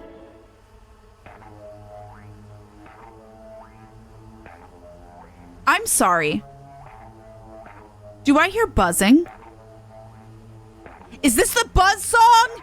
It's the bee song. It's the bee song. I would recognize it anywhere. Bzz, bzz, bzz, bzz. Right? It's gonna start buzzing. Chat, that is a suit of bees. That's why she said, be careful of the bees. Bee penguin! Million bees in a penguin suit. One glance at the front of the costume is all it takes. Gum places her hands on her hips and lets out a sigh. Fuck. The moment Gum appears in its field of view, the penguin shudders and comes into motion. Gleeful penguin, where the mood is good and the ice is nice. The voice coming out from the penguin's insides is high-pitched, sounding almost childlike. It's cheerful too, excited. Gum studies the blood that's oozing down from the bone shards, protruding through the fabric of the costume. Not good. Come to Gleeful Penguin, the very best bar in Red Hives. With beer and glee, we're feeling free. I got a clue to penguin. It's not human. It's a monster. The thing takes a heavy step, toward Gum, and she instinctively steps back. The person trapped inside the costume. I think it wants to, I think that person's already hive-minded. I was joking, never joking again. Wait for which thing, it's full of bees, just like a suit full of bees. Well, sounds about right. I think it, zoom, zoom, zoom, zoom, zoom, zoom, zoom, knew it. Zoom, zoom, zoom, zoom, zoom, zoom, zoom. It's the best song. Have you ever dealt with anything like this before? Time to decide what to do. I think it wants a drink with you. Have you ever dealt with anything like this before? In fact, I have. Last time, it was a sentient car. It had overtaken the driver's mind and used him as a puppet. You see, it needed a human body to steer the wheel and push the pedals. It's kind of funny, if you think about it. The car controlled the man, so he would control the car. How are these things similar? Did you save the driver? How did you defeat the car? How'd you defeat the car? We blew it up. It was glorious. How'd you save the driver? No, he died. The whole avoid civilian casualties part is still a point of improvement for us. How are these things similar? Well, both cases involve a human and a sort of shell around them. The evil spirit takes over the shell, trapping the human inside. Except the guy in the penguin costume is not just trapped inside. His body has been turned into pulp. Look at all the bones. Yeah, now that I think about it, this is nothing like the sentient car case. So what should we do? We find a way to kill the penguin. There's bees. I don't think we can kill the penguin. I think you do anything to the penguin and you will be stung with bees. I think this is how we die. I think it wants to have a drink with you. Well, we just established there's not a person. Do you see the spikes on its chest? Those are ribs. If there was ever a human in there, they're most definitely dead by now. I think it wants to have a drink with you. Too bad I don't drink at work. Good to do, actually. Time to decide what to do. It's a giant hulking birdman. I can manage it easy. Trust me, I got this. Don't worry. I know what I'm doing. Okay. The penguin takes another step forward. Hi. Hello. I don't like that. I don't want this penguin anywhere near me. And goes for a swing. Gum recoils, long, red talons only narrowly missing her exposed neck. I mean, it may not be easy, but manageable, I think. Gleeful penguin, drop by our fucking die. Oh, I have a lot. Okay. Use your love wand. You're a decent brawler, ain't you? You can mess this guy up. Avoid confrontation, just find a way around him. Do verbal exorcism, talk to him. Oh. I think the negatives mean that I have a disadvantage. So whatever her willingness would have been, I think I have 3 down and 1 up. Use Love Wand. Trust your judgment and experience. Do your best. I mean, this is not going to go well, but 10 out of 10 willingness. She's fucking ready to do this. Hi, Eric. Hello. Ugh. Okay.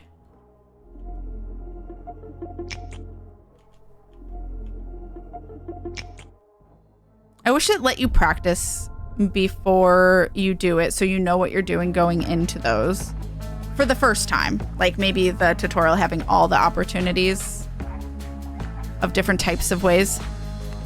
Well, I'm the 120-pound woman with modest muscle mass. Last time I got punched in the face, I had a bad concussion, nearly died.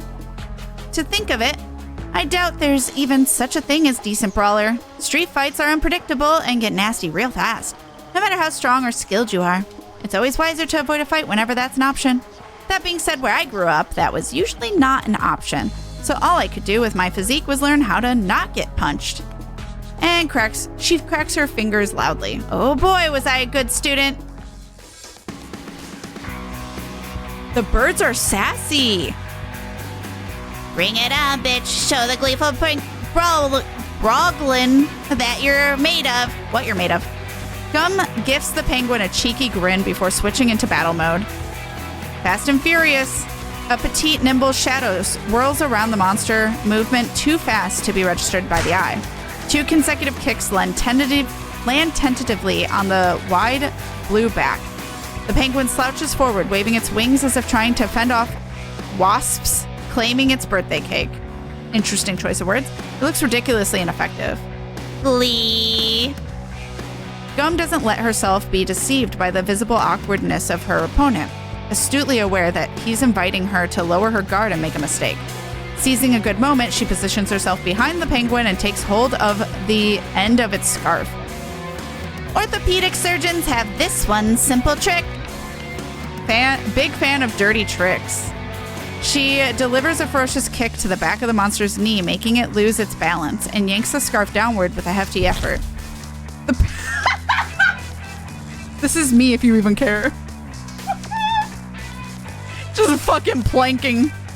All right. The penguin drops heavily on its back. Buttums! Now tell me that wasn't impressive. Guess I could have done without the kick, huh? Forgot its leg bones are, well, the way they are. Okay, you toppled it. Now what? Fuck yeah, you really showed it who's boss. Hate to be that guy, but are you sure it's dead? Are you sure it's dead? Dead? No, but it... Huh? Gum watches crossly as the penguin rises back to its feet. Octave shift! Thank you, Corey, for the clip. Brawling bees can't go wrong. Yeah. Doubt the human driver was still alive, or if they were, probably not savable. Possibly. You died. This is me, if you even care. Damn, I kind of hoped it'd stay down. You know, like actual penguins. They can't get up without help if they fall on their backs. I think that's a turtle. Penguins can get up just fine. Or, yeah, it makes sense. No, penguins, I need to correct you. But, no, really? Have the special craft beer in Gleeful Penguin. The taste is a kill. The monster starts towards Gum, a lumbering menace. Well, back to it. How did you get so good at fist fighting? You're enjoying this, aren't you? Use Love Wand. You won't kill it with your fists. Let's consider retreat. Honestly, I don't think we can beat it. Try ripping out its protruding bones. Ow! Whoa! I mean, we've already pissed it off, so I don't know.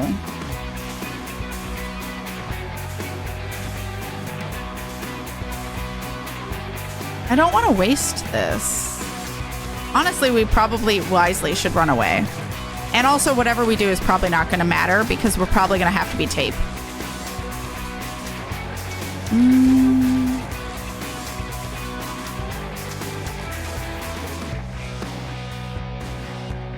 I don't think its bones matter.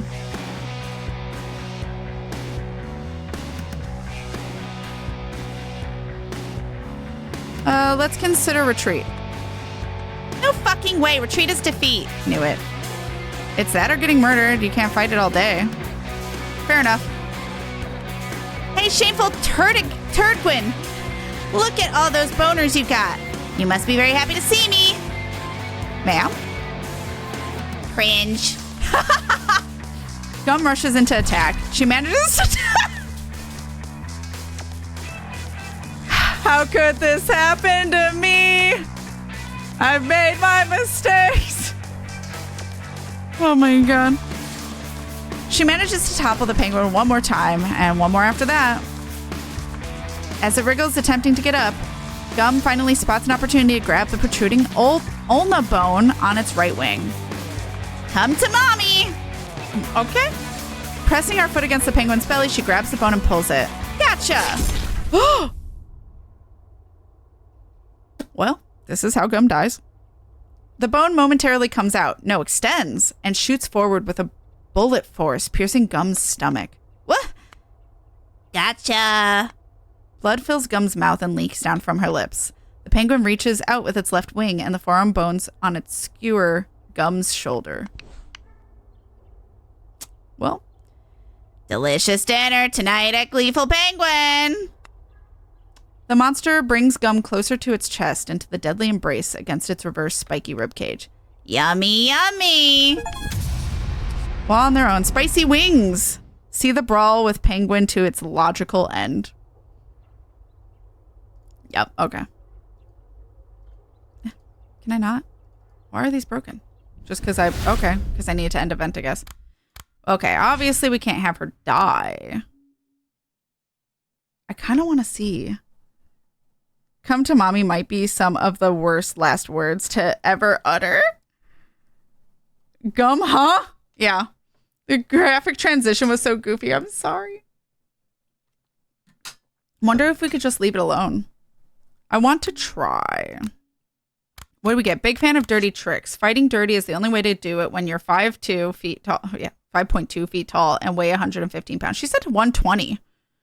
And I think there's a misjudgment or like a something doesn't align right. All right, anyway. We're going to try and be Gum again just to see that to the end. That was terrifying, yeah. Okay. I don't know where we can go. We don't need her. You know where the store is. It's to the right, 2 blocks from here. I do like her. Do you think she can point us to the right place? I did mean to select that last time. I share your doubt. She looks like she could have witnessed the Civil War. Hopefully she's preserved that part of her brain responsible for directing people to convenience stores. Gum lets out a cough aimed to catch the old ladies. Okay, yeah, so this is all the same. All right.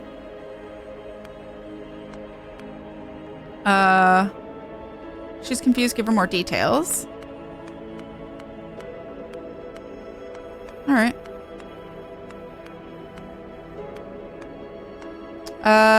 You should thank her. So I'm gonna be truthful again.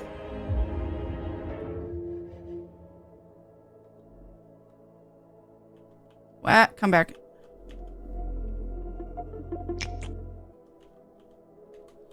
I thought I had it, but...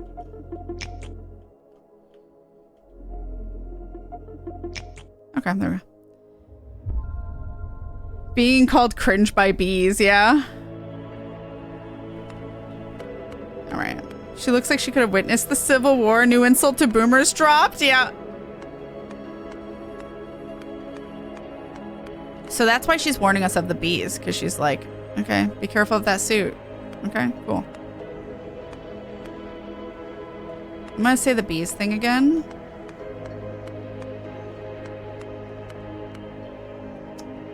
Let's go. The clock is ticking. Okay. We'll leave the penguin alone. I hate to be the one to break it to you, but that's a demon. Although we do have the clue. I kind of want to do the clue. Eh? It's a demon, a monster. Go check for yourself. Just keep a safe distance.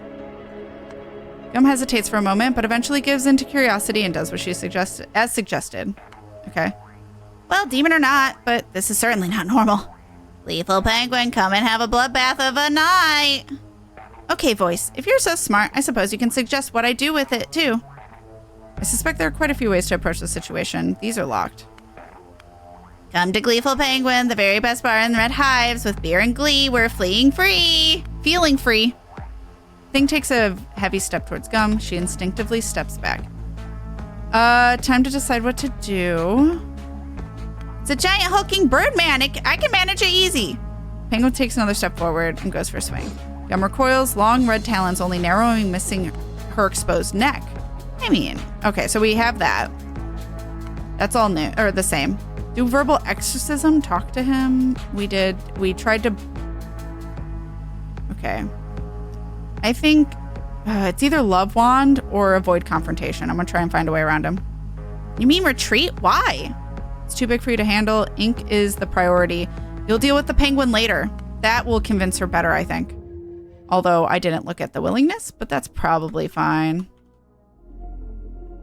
Or I didn't look at like what traits I have, not the willingness. You don't know the willingness until later. Unless you've done it already, it might tell you then. What, Fender? It feels wrong to just leave it here, but you're right. Finding first, clean the mess later. Lethal Penguin, it's so fun you'll never want to leave. I trust you on this, my chubby friend. Promise we'll have fun later. Gum waits for the penguin to start forward toward her to estimate its speed capacity. She finds the conclusion satisfying. Gonna be easier than I thought. Fast and furious. Having led it close enough, she dives under its arm and slips behind its back, then sprints to the park's edge. Phew! Now Mercadito. And the batteries. Wherever you go, Glee will be with you. Barely audible from the distance, the comet fails to catch Gum's attention. Oh, that's it. Tape lives.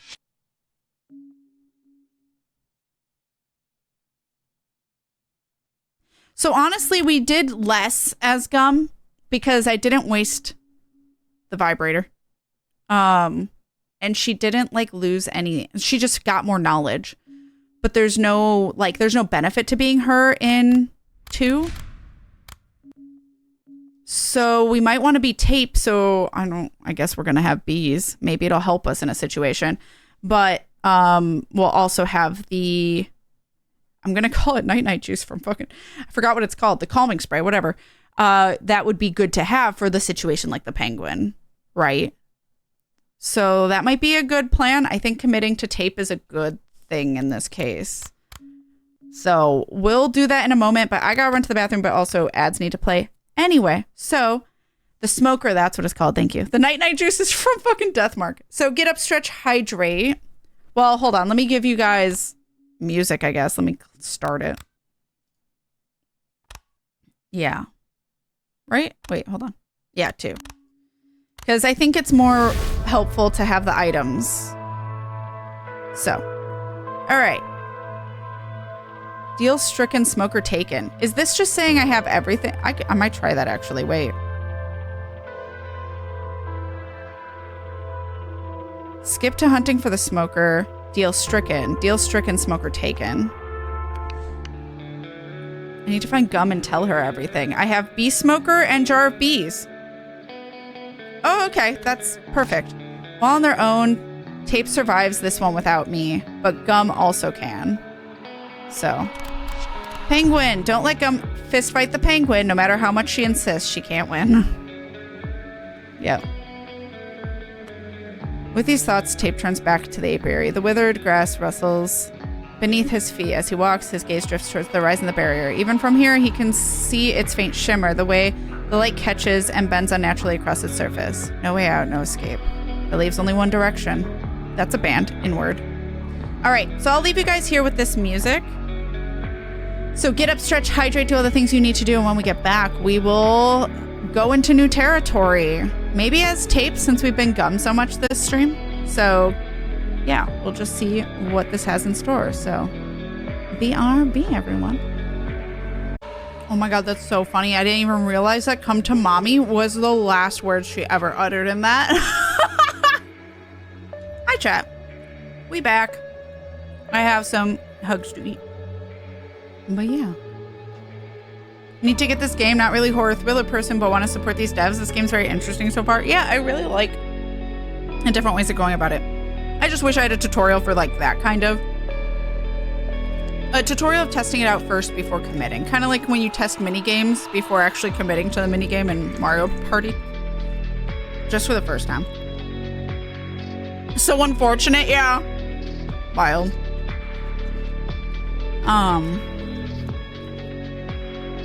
And I do like that, at least here, it told me what I would have confirmed, which is nice. That way I didn't have to do that whole B thing again. Oh, thank God. So, that is nice. So we can be either one. I'm gonna do tape since we haven't done tape for a bit. And just see. But if Gum dies, then obviously we have to go be Gum. We'll find out together. Tali, do not. I'm worried she's gonna try and bully Baron. Hold on. I don't know what she's doing.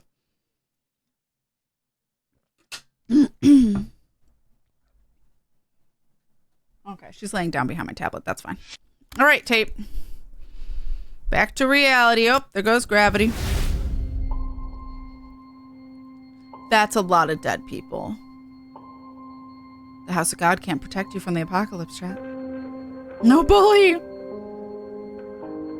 There's blood in puddles, blood in sprays, blood like paint across the walls. It drips, it stinks, it clings. Where are we? What are you doing here? Take a look around, assess what happened. Did you do this? Looking won't fix anything. You need to move.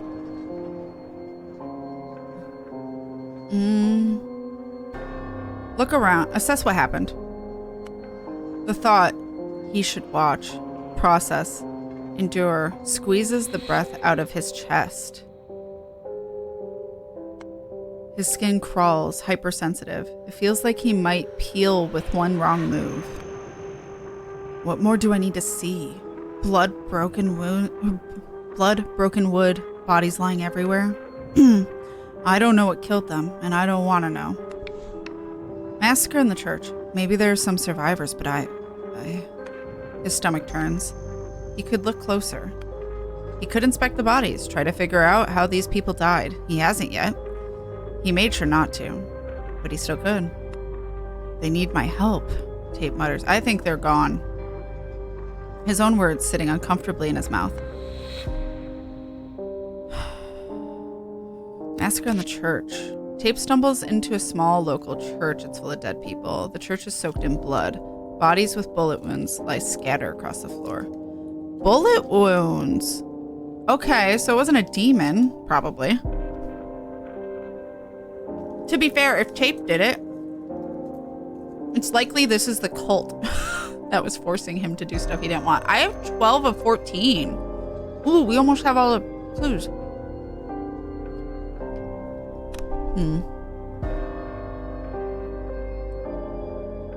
Where are we? What are you doing here? The wood chips and shards of glass crackle under Tape's feet as he steps backward clumsily. Me? His voice comes out too high. Too sharp. I was just... A nervous giggle bursts from his lips like spritz from a shaken soda bottle. Tape clamps his mouth shut, forcing down any further outbursts of hysteria. I thought maybe I'd find someone who could help me. I stumbled upon this church on my way to town. I was trying to find Gum. I thought maybe someone here had seen her. It made sense to ask, and instead I walked right into silence except for the faint crunch of glass beneath his boots. This. Tape doesn't move. He barely breathes. Humans are always the most dangerous, even more so in apocalyptic setting. Yeah. Well, whatever happened, if Tape is that kid from the like memories and stuff, whatever happened to him was due to a cult.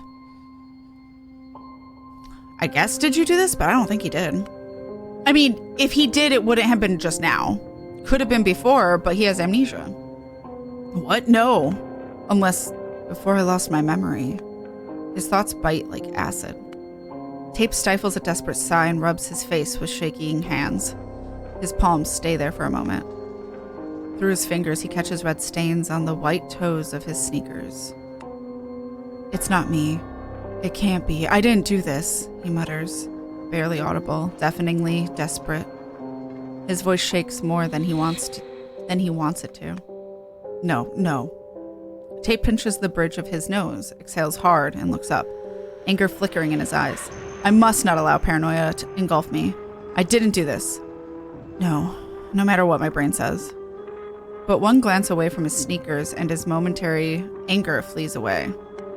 Tape bites his inner cheek repeatedly. His bangs are stuck, glued to his forehead by cold sweat. Blood on the floor shines like fresh wax on a hearse. So, was the blood there before and he just noticed it by looking down? Or did he get it from walking in here? Because he's already walking on glass.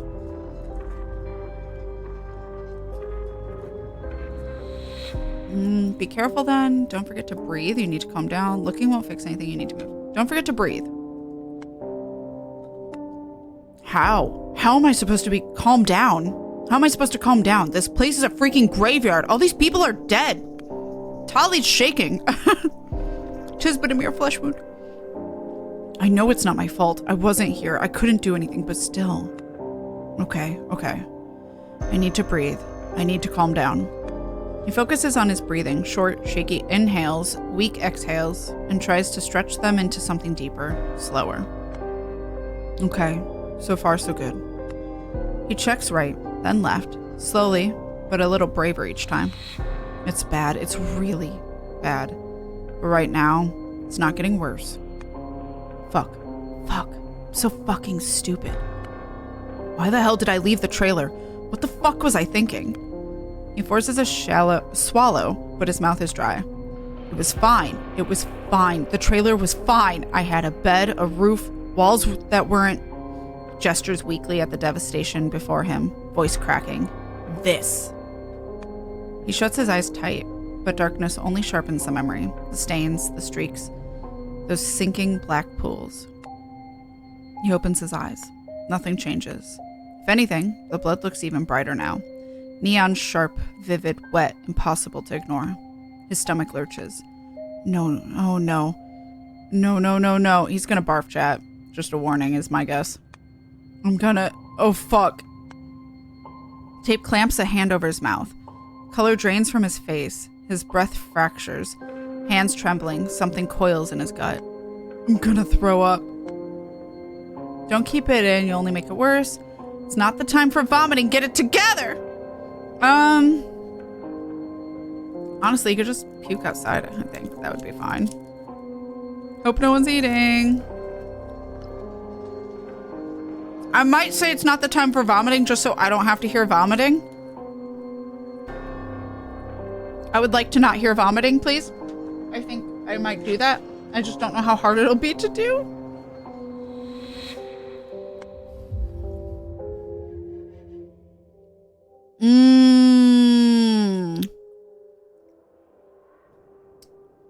He might bomb. Fuck! Immediately! Yeah, that's fair. There it is. He doubles over as the nausea breaks through. No chance to resist. No dignity left. The first wave hits the ground hard. Acidic, thick, yellow-gray. He gasps, gags, fails to breathe. Then comes the second wave, slower, heavier. He pulls something with it. It pulls something with it. Chunks, wet, pale, half-digested, oat-colored. He stares at the mess. Vision blurs. Did you have oatmeal? I don't remember eating this. Oh, first actual proof I didn't just pop into existence this morning. Double down. Tape doesn't throw up. He commits to the process. He doesn't just throw up. Yeah, that's fair. I could do without the verbose description. Not a fan. Yeah. At least it's kind of done. Just finished eating. So yeah. Still bright red. Or if it's still bright red, it's still fresh. So depending on how long his amnesia started, he may not be able to be the culprit. He's had amnesia since the night, and it's early morning. So still could be him, I think. Because I think she said last night was when she found him floating in the sky.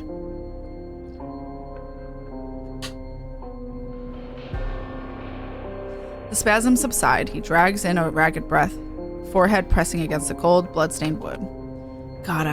He wipes his mouth with his sleeve, disgust curling in his gut for a whole new reason. His voice comes out hoarse, barely above a whisper. I didn't mean to do that here. I'm so sorry. So sorry. Who the hell am I even apologizing to? Tape scans the bleak church scene, careful not to let his gaze linger on the corpses for too long. It's the sound that gets me, more so than the reading. Hence why last night I had to take my headphones out for the movie. I just, could not do it anymore. After a good round of vomiting, Tape gets his first real proof. He didn't just manifest out of nowhere. He had lived and breathed and eaten before he lost his memory. Okay. It's game, so maybe. Wait, what? But IRL, it would be tacky and browning already. Oh, got it. Well, I see what you mean. The movie, last night for movie night, we watched Color Out of Space with Nick Cage. It was a wild performance from Nick Cage. Not sure a good one, but a wild one. It was a decent movie. It was a very interesting take on the short story, which River had read to me before we watched this movie. So it was fun to see a lot of like the liberties they took. It was a lot. They did, because the short story doesn't describe a lot. It's really ambiguous. It's really kind of abstract. And the movie obviously has to show us something. Like the fact they're like, it's an indescribable color. And the movie's like, it's fucking purple, but it's indescribable. They keep doing that. But like visually we see it and we're like, that's just purple. So it's so funny.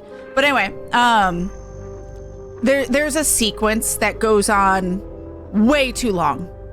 That is visually very gross and has a lot of gross auditory sounds. And I don't have this issue for games or movies ever. Like I've never had to actually remove my ears, unless I'm like already sick. If I'm already sick, obviously, or queasy or something, that's a different story. But I was fine before watching this movie, and I had to take out my headphones for just that scene and like cover the screen so I could see the subtitles, because I was just like, I don't feel great. And I knew it was going to get worse if I didn't do that. And luckily, I removed my ears. New cat lore. I had to remove the headphones and see if it was, do I not feel good separately? Or is it the scene that's upsetting me? And I actually started feeling better after a minute. And I was like, okay, it's the scene. So I'm just going to wait for this to pass. Like where they're away from this creature, this scene. And then I'll be okay. And I was afterward, but it was the first time that that's happened to me. I have this with surgery depictions in film. Like I've been grossed out, but I've never had to stop watching a scene. There are scenes that freak me out, make my skin crawl, and I have to look away in games or movies. Like if it's under skin stuff, I'm like, ugh! And I like look away and I wait for the scene to go away. But usually it's just like a very uncomfortable feeling that's really quick. This was like, I literally was so sick. Like I did not feel good. It was the first time that really hit me the way it did. And I think it's because visually it's upsetting because it's skin related. And on top of that, noises. They were really good at making the noises. I was not a fan of the noises. It was meant to gross you out. They succeeded. Maybe you were just way too high stress already. It could be, but I don't know. It was, yeah. It's a certain color that human eye can't know. It just interprets it as purple. Right. That's how they like play it. But because I've legit like watched scenes in like horror movies where I'm like, oh, tell me when it's done. But it's I'm uncomfortable with this. That wasn't that. It wasn't like a visceral reaction at first. It was like a slow build thing that was like, oh, I'm not feeling good. And I wasn't sure what it was. And yeah, it was partly the movie. Part of it was my like just digestion in general. My PTSD, I am basically out from watching any horror stressful movie because it physically makes me unwell. That makes sense, and that's fair. That's totally valid. And I've known people who are like that. I know Kita can't watch movies that are horror, but she can play games just fine because it's usually not real looking. But anything that's real looking is harder. And I totally get that. I've just never had actual, like, unwell feeling for me. And it surprised me. I've had that response before with one movie, Terrifier. I don't know what that is.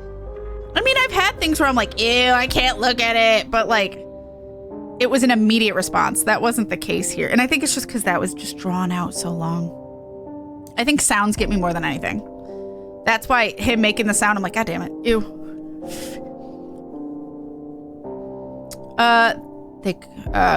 Tape scans the bleak church scene, careful not to let his gaze linger on the corpses too long. They couldn't care less. They couldn't care about anything anymore.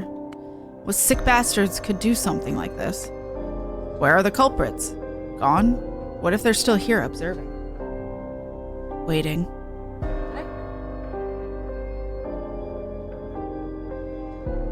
Thought I heard Tolly digging around. I prefer horror games over movies because you have a level of control. That's fair. Yeah, that's part of it too. I think that's why I don't find slashers as scary, or like killers as scary as like Supernatural, because I feel like I could fight back, but I could not fight against the Supernatural in most scenarios. I'd better watch my back.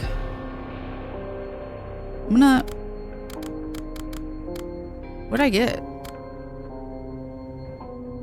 Weak stomach. Please, no blood or gore around me. Actually, better keep any bodily fluids far away unless you want to know exactly what I had for breakfast. I mean, fair. I'll commit to that. That was also really hard to pass. So I don't feel like I could do it. Terrifier series are grindhouse movies that are too much even for me. That's fair. Yeah. Like, I've seen Saw and been fine with Saw. Although, again, there'll be sequences where I'm like, I can't, But, like, I don't know. I can eat while watching gore usually and have no problem. But that was different. That was different. Tape listens close. The church feels like it's whispering. Wind meanders through the room, sneaking in through broken windows and slipping out the wide open doors behind him. That's when he hears it. Groans merge with shallow, uneven breathing. Oh, someone's alive! Is that... There is a person alive! Tape tracks down the noise and discovers its source. A middle-aged man lies sprawled on the floor, his chest coated in blood. What the... Oh, man. Wounded man. Come on, Tape. Think. Think faster.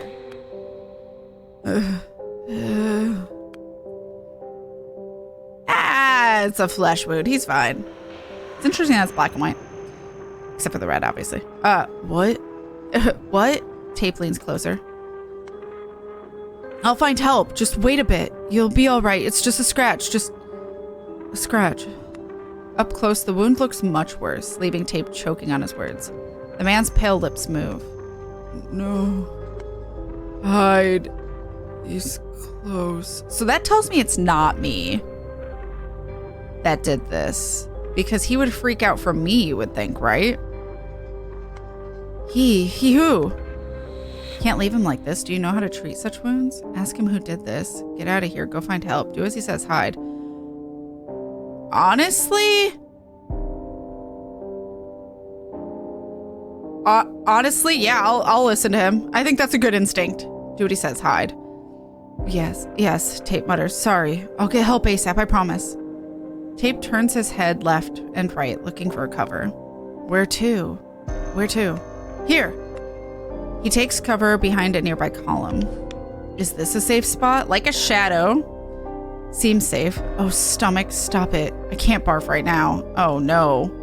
Oh, good thing I hid. He was like right fucking there. Like a shadow. I can be stealthy as long as I don't have to move too much. Clumsy, remember? But I like hiding. Not being seen. Not being perceived. There's something comforting in it. Okay, game. Why is Tape just me? Like, I make decisions for Gum and, you know, I'm like, oh yeah, that's a mood here and there and stuff. Everything Tape does is like me. Well, that's not true necessarily. I'm not an improv kid. But like, what? Too real. I don't want to be perceived. Don't notice me. Thank you. Final Destination. I did hear about it. It's not realistic at all. MRI machines are not that strong. Tyrion told me about that scene. It's fucking wild. It is not. Most things in Final Destination, especially the newer movies, the older ones try to be a little realistic, are not actually possible. Also, they wouldn't let you in the room or whatever. I guess they accidentally turn it on, but still, like, it's not. That would not happen. Yeah, they make you take out metal and stuff, but. I like horror movies, but if I knew there was going to be an MRI scene I wouldn't have watched. That's fair. You're fine. You just don't wear metal. And the people who run the machines are very careful. But it is not. That scene was absolutely not realistic. It's not.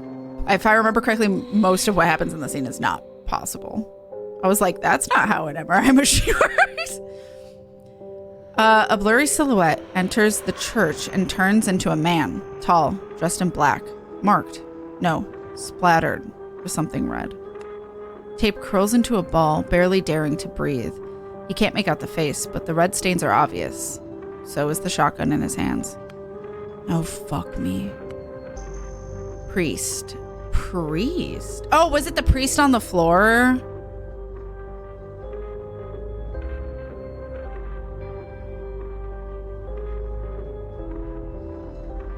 Uh-oh. Is this the bees? This might be the bees. First of all, it's red. Second of all, they're saying impure. And I remember the bees saying something about cleansing the impure. Oh, no. That a penny can't cause a tower to collapse? Wait, what? Oh, is that a different movie? Probably. I don't remember. I understand. Anyone with medical trauma, I do personally very gently recommend checking stuff like, does the dog die sites? Oh, absolutely. They are overcautious, but yeah, I did have to warn for Color Out of Space, one person who I know a specific trigger for them, and I knew it was probably going to be in the movie because I knew the story, which isn't exactly the same, but it's pretty fucking similar outcomes. So I was like, warning. So, and we used does the dog die as a thing. Kat, you have been accusing everything in this game of being bees ever since you met them. Am I wrong? It was playing the Buzz song. Tali is trying to get in the trash. I'm gonna kick out Tali real quick. Tali.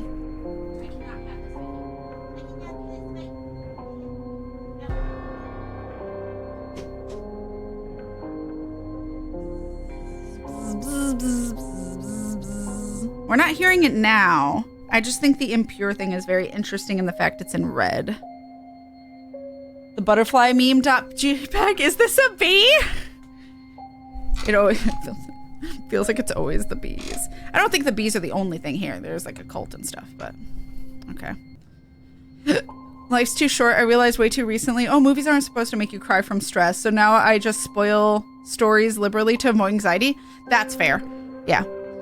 I enjoy it, but I think that's because I grew up with a very safe life. So having the adrenaline rush and the excitement and anxiety is fun when I'm in control of it. So I enjoy it as something within my control. I wouldn't like it if I wasn't expecting to be scared, right? But I know a lot of people that have had their own traumas, and so much of it that having additional stress is not it, not the thing to do. So it just, yeah, it completely depends.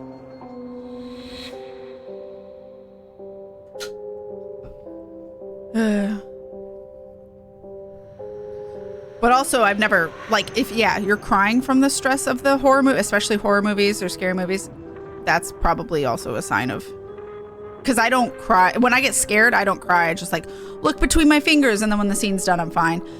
I have been too scared afterwards when I was younger, but I was also, like, in high school, so part of it, I was a kid. So, like, I was, like, paranoid of what could happen to me afterward. But to this, like, I don't cry from the anxiety. If I did, I would be like, okay, that's not really worth it. I cry from emotional movies though, so that's why I have to be like in the mood for something that's gonna make me sob. Cause yeah, it sucks to fucking cry. Stress levels could feed a family of 10. I'm good. Yeah, you don't need to add to it. He's here, alive and pure. Can you see him? Can you see him? Massacre in the church. The voice is hushed and high-pitched, like creaking of an old door. I did not do high-pitched. Tape can't understand where it's coming from, but the source is getting closer. He clamps his hand over his mouth, his heartbeat battering his ribcage mercilessly. Tape shuts his eyes, not daring to look. We should look. So much thumping happening. Tape shuts his eyes, not... Oh, no, I read that. Footsteps draw nearer. From here, he can discern the heavy breathing. You feel it. You feel it. We know where you are. Wait. What's with that voice? Where's it coming from? Then again, steps. Further and further. What the fuck? What the fuck is going on? Tape peeks out from behind the column and sees the priest leaning over the wounded man, the last survivor. Tape watches as the priest raises a shotgun over the man. Oh, this is the priest. I thought it was... Okay, never mind. Like a knight raises his sword for a coup de grace? Is that how you pronounce that? I have terrible news for you about the packages of stress you keep donating to the hungry. I can't do scary things. It clings to my brain for days, if not weeks. Lots of nightmares and bad sleep. Yeah, if it does that stuff to you, don't do it. Like, I have been very good at never having nightmares of what I've watched. Very, very rarely do I even dream of something I did that day. Like, I actually was surprised that I had a dream that was very much like 1,000 Times Resist because I had played it, because my brain doesn't usually do that. So if I do get nightmares, absolutely, but it's like what my brain will already come up with that isn't even related to anything I've ever seen or watched. It's just like my brain coming up with horror scenarios. Natural disasters more than anything is actually what my brain comes up with in nightmare mode. So I'm fortunate, and that's why I'm able to do it. But if I had, like, I have a friend who couldn't do scary things for a long time because he would have nightmares for weeks about it. And like, that's not worth it. Pretty good at avoiding it these days. Last time was when my brother wanted to watch The Machinist with me. I don't know what that is. I usually find horror movies funny until it touches something too close. That's fair. Saw movies was fine until I broke my wrist and my mother played one movie with the hand trap. Oh yeah, that's fair. Yeah, because you can already imagine it. You said it perfectly. Yes. Coup de grace. Gracie. Coup de Gracie. It's important to discuss particular sensitivities you may have with groups of people you are watching or playing media with. Yeah, that's why I assume my friend will never want to play a horror game because he's not into it. That's why I was surprised when it found out he had like played something and I was like, wait, you watched that? I was shocked because and he's like, yeah, I had a boyfriend that was really into horror. I was like, oh, honey, because like, don't force yourself to. But like, you should have people around you that recognize what you're comfortable with. Movie with Christian Bale where, oh, is it that one? I don't know much about, I didn't think it was horror, but I mean, it could be specifically, it has like very depressing aspects. My nightmares are scarier than horror movies. Yeah, I think that's the issue is my like overactive anxiety, what if scenario, worst case scenario working brain is already going to think of worse things. So like horror movies are like nothing by comparison of my own brain. But luckily most people don't have my brain. I still don't know what that means. Oh, Mr. Worldwide! Pitbull. Since I forgot to answer it, yes, this is a reference to the music artist Pitbull. I thought so. Tape watches as the priest. Oh yeah, no, I read that. Oh no. Don't do anything, Tape. First of all, isn't he already dying? His entire body freezes and only his vocal cords are on the brink of collapse, about to produce a scream. Blast. Blast. Just blast? I think it means the sound blast. They are filled with the acrid, pervasive scent of gunpowder. Tape dives behind a column, his ears ringing. Why would you dive? Don't move. When his hearing returns, the first thing he hears is the heavy thud of footsteps retreating toward the staircase. Oh my God, he shot that man right in front of me. What? Who are you? Terror holds the girl in place, her eyes wide, deer-like, unblinking, locked on tape like a compass needle caught in the magnetic pull of north. So she sees me. The priest's footsteps fade until they are completely inaudible. Tape finally exhales and eases into a position that's more merciful to his spine. Why is there a child here? Scrutinize her. Don't let your guard down. She looks suspicious. Ask her why she's here. I don't know if we should say anything. I don't think she looks suspicious. She looks scared. Ask her why she's here, I guess. Clue. Massacre in the church. The priest is not alone in this. Something is with him. Something that whispers in a high hissing voice. So maybe the priest is not bees, but maybe there's a bee following him. Or maybe not. Maybe it's just one of the other horsemen, if it's horsemen. I don't know what that means either. Pitbull was known for being like Mr. Worldwide in his songs, and it got memed. I don't know much more than that. If Pitbull was popular outside of North and South America, not aware of particular music trends among vampires. Ask her why she's here. What's going on? What are you doing here? The girl remains still, save for her gaze, darting from Tape's arm to his shoes, to a crack in the wall, the empty space behind him, then snapping back to his eyes. You're not in cahoots with Father Benjamin, are you? Father Benjamin? Do you mean the terrible man with a shotgun? No, I've never seen him before. Okay. The girl whispers. Can we talk somewhere else? I have a place. What kid says I have a place? It's not normal phrasing. Sure, don't move, I'm coming. Slowly and carefully watching his every step, Tate makes his way across the church hall toward the girl.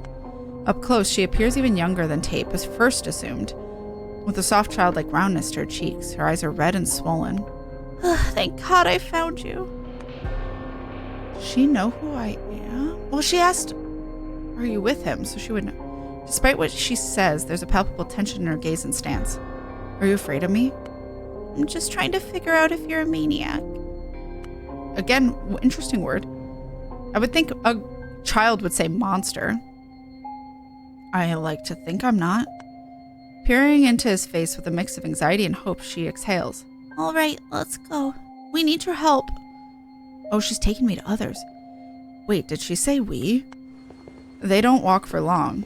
We're here. She stops in front of a lacquered wooden door and pushes it open. Mom, I'm back. Okay, so just her and her mom, not like a group or anything. Sometimes adult writers kind of just forgot how children and teens talk. I mean, yeah. Is she bees too? No, I think we would. Usually the bees, or people made from bees, you don't see what they look like. We don't see what the beekeeper looks like. His face was constantly hidden. We didn't see what the inside the mascot penguin looked like. I thought maybe that silhouette, because we haven't seen them, but it said that he was accompanied. So I'm guessing he's being more controlled than anything else, or influenced.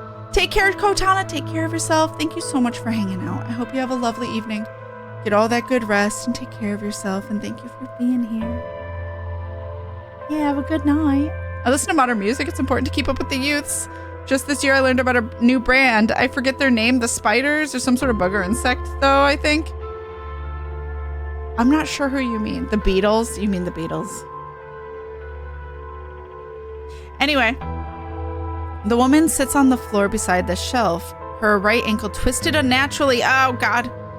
Although luckily they didn't draw that, but like a hinge inside the joint has come loose. It looks painful. I do not know how to fix your broken ankle. Thank God you're alive. I heard noise. Don't worry, I'm fine. I've brought help.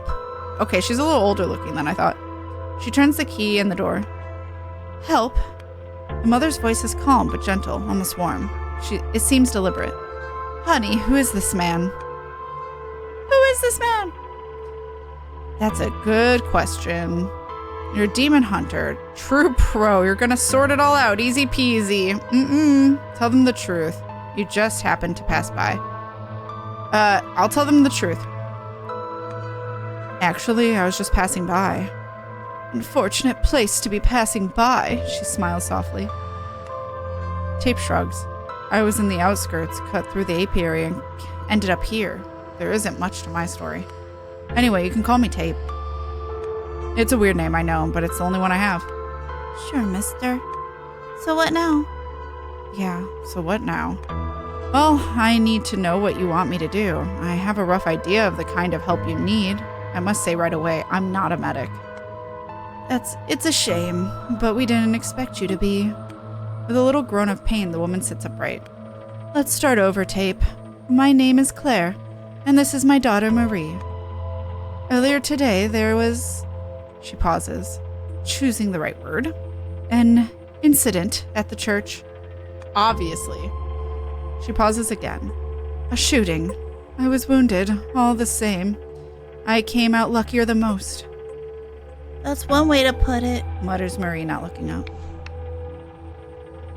You mean you didn't die? Claire presses her lips together momentarily, but nods. Yeah. Claire and Marie are a mother and daughter. They are survivors of the massacre of the church. We didn't die. Still, I can't walk right now. At least, not fast enough to leave this place unnoticed. Tape's eyes flick between the mother and the daughter. You must be terribly distressed, he says gently. I'm sorry for making you relive the horrors you so recently endured. The danger hasn't passed, and I need to understand exactly what we're dealing with. We'll tell you everything you want to know. I have lung voodoo doll. Marie's arms crossed, Marie, arms crossed, finally turns to look at Tape. But what do you want to know? Right, questions. How'd they end up in a church? Why didn't they call for help? Who is that priest? Why are they the only ones who survived? Ask them about gum.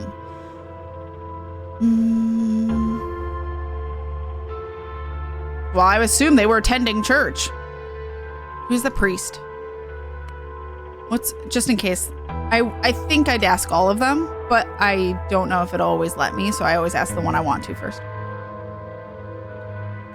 I am hydrating, thank you. Quite raucous music. Kind of pain. The pain of that kind of injury in this lady is so calm. I mean, also, how long has she been in there and injured? Honestly, it might be numb at this point, depending. What's wrong with the priest? Is he not right in the head? What a way to say that. We don't know what happened.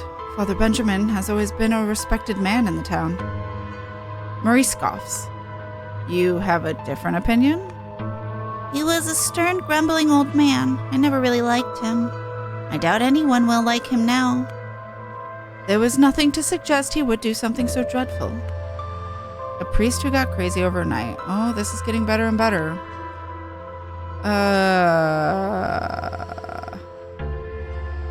How did they end up in the church? How did you end up here? It's barely 7 in the morning, a bit early for prayers. The bells rang. We came here for shelter. The bells? Emergency sirens in red hives are broken due to lack of maintenance. Around here, we rely on the church bell instead. It's Father Benjamin's job to ring it in the case of an emergency. The bell rang at 4 a.m. I thought something bad had happened. I woke Marie and we came here. We waited, expecting some kind of announcement from Father Benjamin. Yeah, he made one all right. Just not the kind anyone wanted. What'd he say? He didn't say anything. He shot Mr. Lee in the chest. Damn. Why are you the only ones who survived? Whoa, that's an incredibly insensitive question to ask mass shooting survivors. He's not wrong. But, quick learner, I am curious, and with the shooter still out there, this information may prove quite useful. 4 a.m., the priest summoned people to the church by ringing the alarm bells. Hey, tell me, how did you manage to hide it here? We were very lucky. Claire turns her head toward the main hall, separated by several walls and soaked in blood. We're religious people, always have been. Marie helps out here on weekends, sweeping floors, lighting candles, that sort of thing. She knows the church better than most. Where things are, where you can hide if you had to. Marie shuffles uncomfortably, arms still crossed. That tells me that she knows where to hide because she's had to. We were sitting far from the entrance, so when he came in, we had a few seconds. That was enough. We ran. Marie pulled me along. While we were running, I fell, twisted it bad. I told Marie to leave me, to keep going, but she hauled me in here. It's just a supply closet, really, but there are no better options. This place at least has a lockable door. That's not going to stop a shotgun. You did the right thing, both of you. Why didn't they call for help, I guess? I know this may sound stupid, but did either of you try calling for help? No signal. She shoots a glance toward Marie. Right? Maybe it's back now. She taps the screen and immediately shakes her head. Nope. Still nothing. Not even one bar. It's been dead since we woke up. That's part of why we came here in the first place. There was no other way to figure out what was going on. Skipping the town. Okay, no worries. That is what I thought. Improv kid. Looks like we'll have to sort this out on our own. Okay. Skipping town. Marie and Claire said they haven't had any signal since they woke up.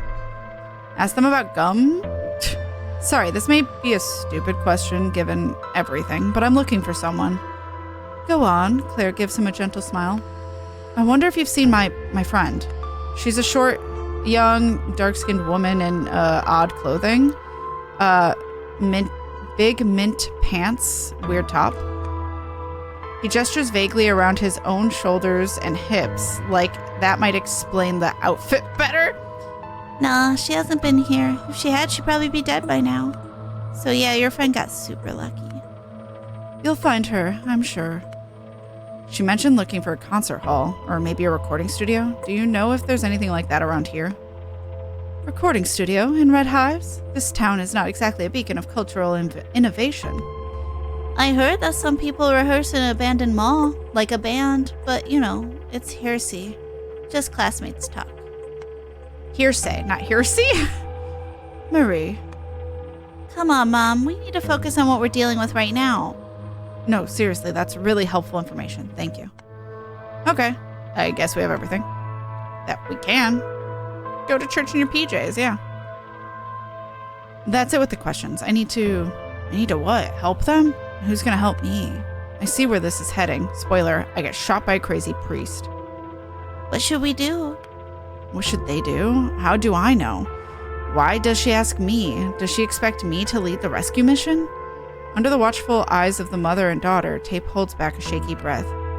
We can't cross paths with that priest. I think we should. Try talking to him, I don't think, is the way to go. Climb through a window. Use your lockpicking skills on the main door. Is it locked? How are we going to do that without being caught? Didn't even rip a hole through her stockings, yeah.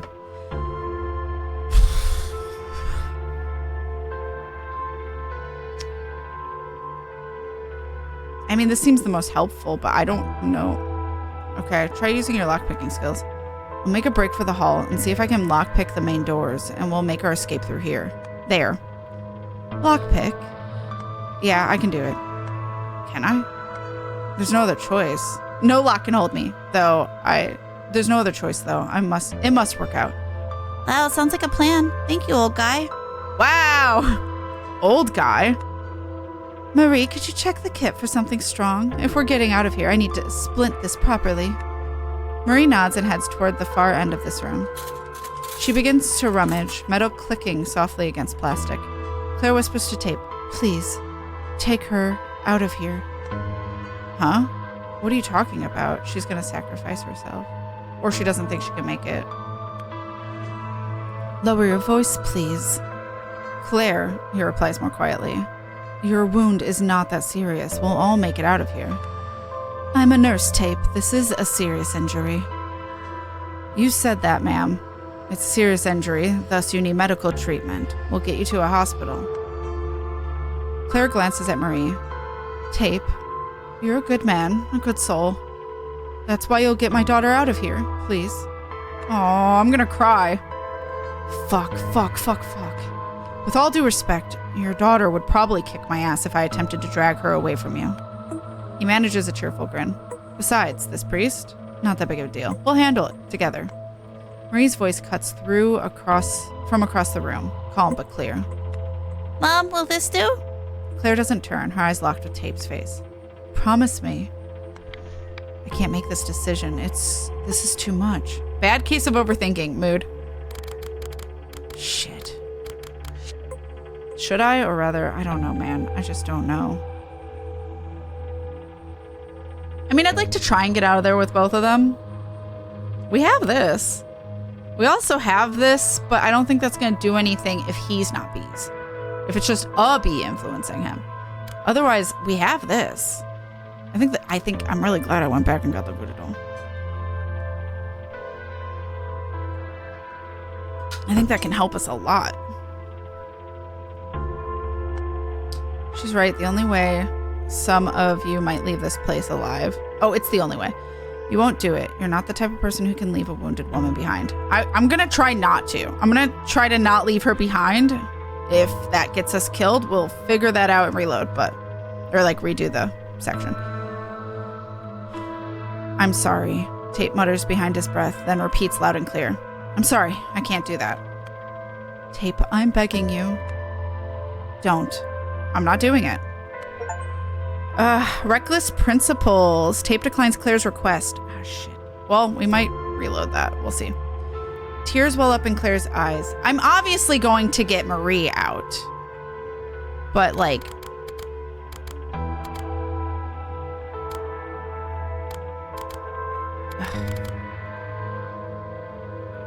Tape watches as her polite, friendly expression crumbles, revealing a grimace of pain and horror. God, what am I supposed to do? What if she's right? What if it's better to leave her here? No, I can't. I have to save them both. I must. I think she would appreciate if we got them both out. She just really doesn't think we can. To be fair, it's an absolute asshole request to give to a total stranger. Yeah. Marie appears next to them, carrying... my mom would do the same, though. Like, obviously saving the kid over the parent. The parent's priority is their kid, right? So I get it. I get why she's asking. But I am going to try my best to get them both out. And if the game doesn't allow me to, then I will get Marie out. I'll redo the section. But Marie appears next to them, carrying a roll of gauze in one hand and a small bottle of painkillers in the other. Here, Mom. This should help. She hands them to Claire, then glances sharply at Tape. So what's the plan, genius? Wow. I'm leaving right now. I'll give you a sign when everything is clear. Till then, don't leave this room, all right? Tape edges towards the door, his legs unsteady and his pulse throbbing in his ears. In his clammy grasp, the doorknob feels as slick as a polished bowling ball. Take care. And so he leaves. Tape tiptoes forward, so he did close the doors, as silently as he can, begging the floorboards not to creak beneath him. They look like tile. You got this. Let's see what we have here. He drops to his knees in front of the door and examines the lock. It's old, cast iron heavy, not mass-produced, probably handmade. A relic from when doors were meant to guard the souls of a flock, not just keep it out the cold. Warded mechanism, single lever, primitive but stubborn. His fingers feel around the lock like they've done this 100 times. Maybe they have. I know this, but I don't know how I know this. New headcanon? I used to be a locksmith. Locksmith is better than burglar. You're getting distracted, just pick the lock fast. Excellent timing to recall something useful. Or, to hell with this lock, call the bastard, challenge him to a duel? I mean, I do have the voodoo doll, but I would like to use it as a defense, not offensive. Because I don't know how that's going to go offensively. Because I don't know if the voodoo doll can work on two things. So if there is something with him... Duel. It feels like it's coming from a place of selfish... It is a selfish request. Parents know that. But because they want their kid to survive. But at the same time, they hope. it's not like she's pissed at us. She's just scared. She's scared for her kid to die, I think is more. Hypercritical of parent depictions in media. My mom would do that. My mom 100% would make sure I get out. Even if that means sacrificing herself, she would do that in a heartbeat. And she would ask any person that she could trust to take care of me, knowing she might not be there to do so. That doesn't surprise me. I expect that. It's selfish if you like get super pissed at them and stuff, but the way she's doing it seems more like a really soft request. Hi, Bear, your eye looks super angry. Hi. What is that look?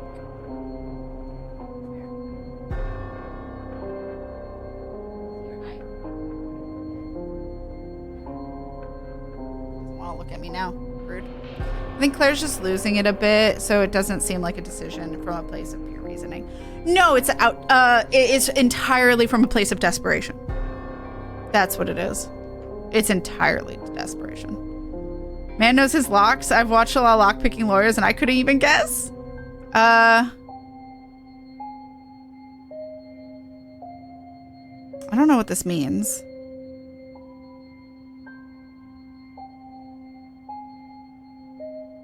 I would say, yeah, focus, I guess.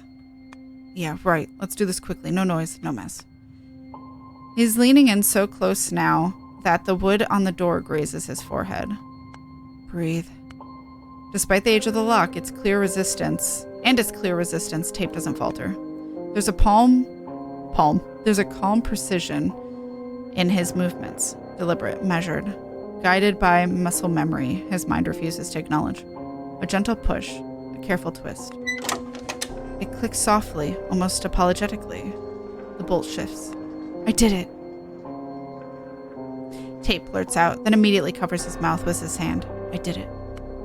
Tape straightens slightly, one hand still on the handle. That's when he feels it. He turns his head. The priest is already at the foot of the stairs. Interesting. It's like red. I'm a friend of the bees. I will be spared. They only said I'd be spared from stinging, though. Don't let him close the distance. Say his name. Remind him of who he was. Fuck.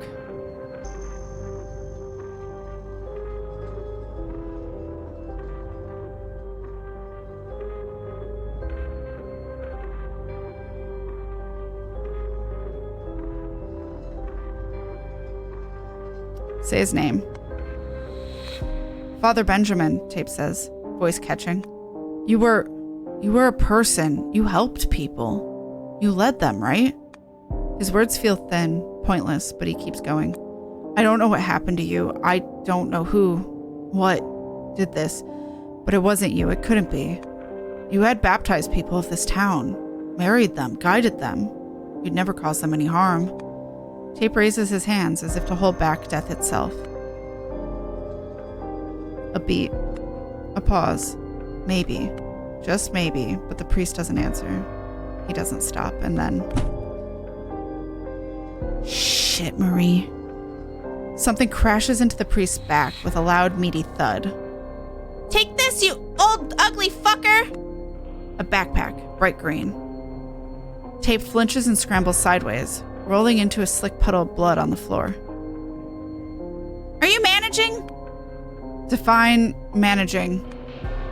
He's not dead, but I'm not dead too. Close enough to a win? Move! The priest turns towards Tape, slow and stiff like a robot imitating human movements. He raises his shotgun and shoots. Dust and splinters explode just inches from Tape's torso.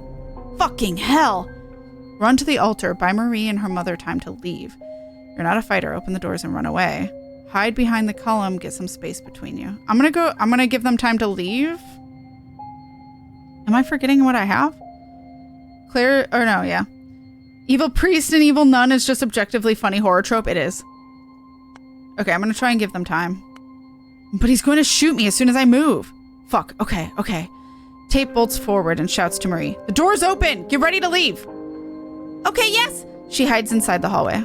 I have no idea what I'll do next, but getting away from the psycho doesn't sound like a bad idea. Tape darts a quick glance behind him. The shotgun barrel is aimed squarely at him between his shoulder blades, no more than a few meters away. Tape falls to the ground. The shotgun pellets scatter above him with a bang. After that, silence. That's when Tape feels it. The bees. The humming, the vibration, the grim determination inside his deep pockets. The jar's going mad. Throw it, throw it, throw it! The bees are saying that? Well, the bees want to be free now, so...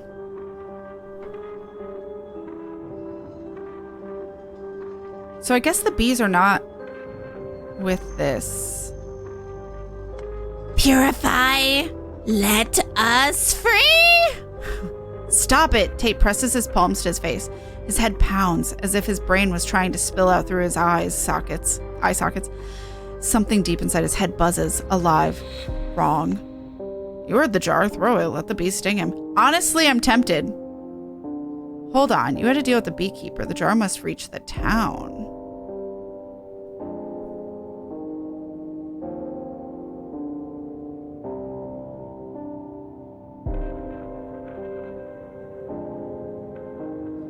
Huh.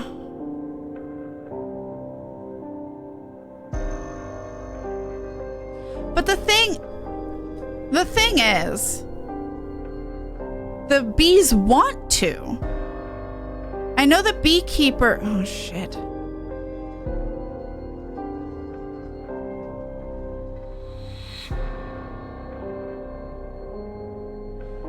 I thought the deal was with the bees. I didn't think the beekeeper was separate from the bees. And they're asking, like, I feel like he handed it to me and said they want to be in the town. They want to be free. So I am thinking he was doing what was best for the bees. But if the bees are saying, hey, throw it, we want to be free and we want to attack this man, I think I should respect that more so than the respect for the... But I think breaking the deal might be a problem. I know so many bees. Oh, I don't know.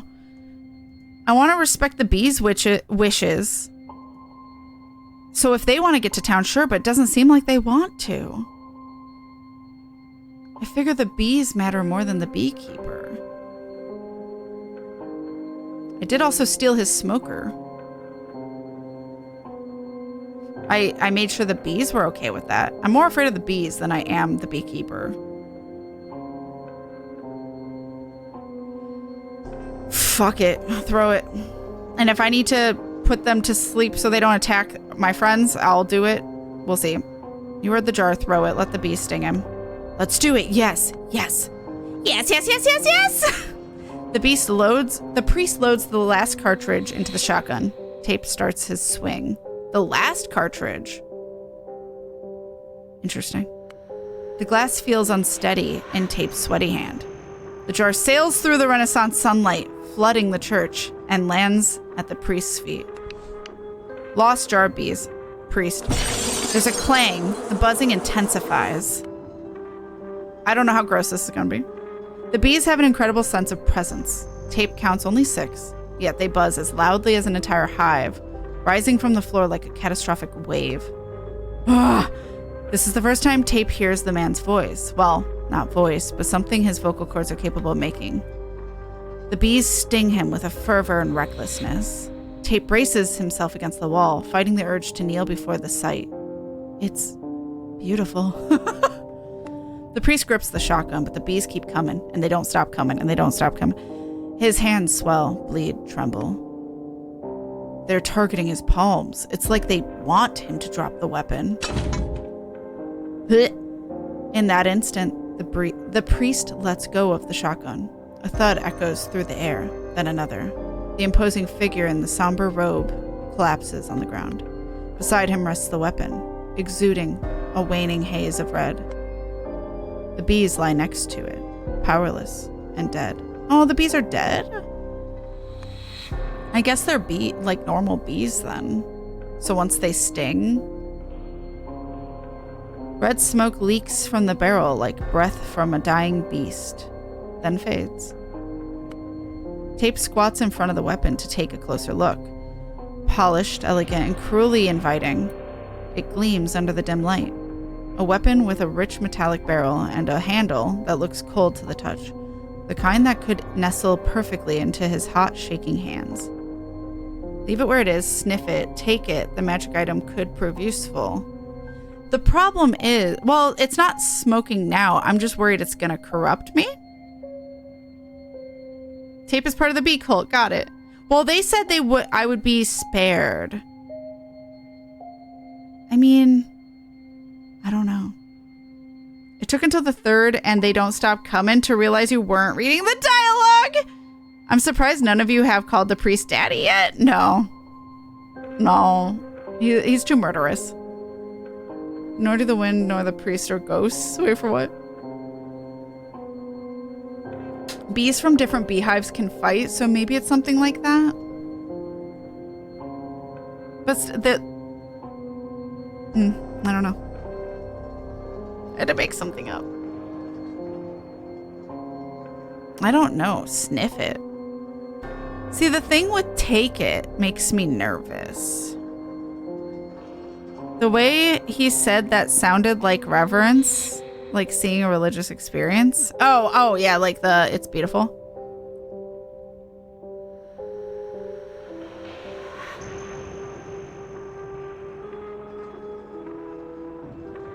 I can only take so much psychic damage. I just also don't want to leave it here either for someone else to get.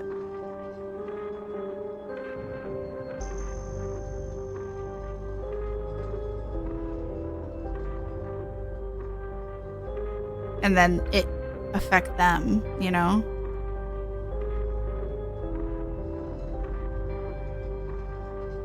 Vibrant imagination.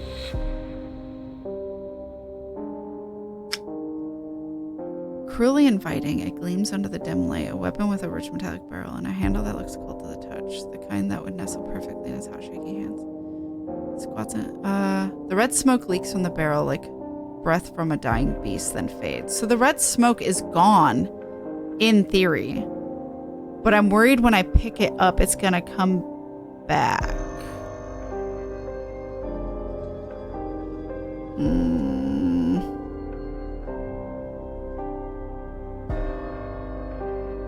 I'm gonna hope.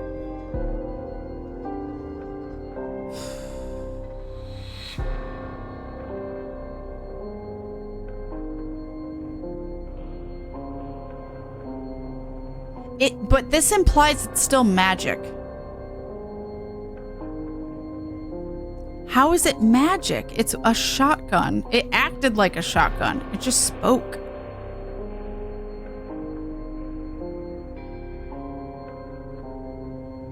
Sniff it. Tape leans down, palms pressed to the filthy floor. Not that it matters. His hands already feel like it's been digging through the slaughterhouse drain. Slowly, deliberately, he lowers his face toward the shotgun. He starts sniffing. The smell hits him instantly. Metal, gunpowder, and something vaguely burnt. Huh, he leans back, perplexed. Not sure what I expected. Tape leans closer again, slower this time, and draws in a deeper breath. Just in case. And then, in the breathless stillness between inhale and exhale, he hears it. I know your name, I know your name, I know your name, I know your name, I know your name, I know your name, I know your name. What the? He jerks back so fast he nearly slips on the blood. Scrambles backward on hands and heels, scrambling to get upright. Nope, we're done sniffing. It says it knows your name. Maybe if you take that thing and ask it nicely. I don't think we should take it. It's still magical. I think we don't. You need me. No thanks! Tape crawls backwards, away from the shotgun, his palm sliding into a drying pool of blood on the floor as he scrambles up. I'm not touching that. No, thank you. I'm not talking to it either. You've won? Tape turns at the voice. Aw, at the far end of the corridor, Marie is helping Claire walk, both of them moving slowly, unevenly, like they've aged a decade in the last hour. I really wanted to use the lungs instead and not the bees, which I might have been able to do if I kept the bees, but it didn't give it in the same option. And also the bees just seemed really excited. I'm on the bees side. And in theory, if they're hive mind, they all wanted that, in theory. These hands are rated E for everyone, though. Oh my god. McCory is a fighting type confirmed. Forgive me, Father, for I have sinned is the same thing as I'm sorry, Daddy, I've been naughty. I hate this. Hydrate, I can do that. What if it possesses someone else? Yeah, that's the thing. It's like, but I don't want it to possess me. On top of that,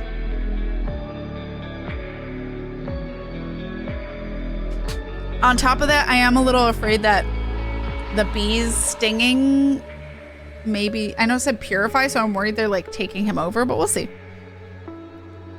Hi, Joker. Hello. Kind of. We'll probably be wrapping up soon. I was just trying to see if I can finish this section. Tape turns at the voice. At the far end of the corridor, Marie is helping Claire walk, both of them moving slowly, unevenly, like they've aged a decade in the last hour. Yes?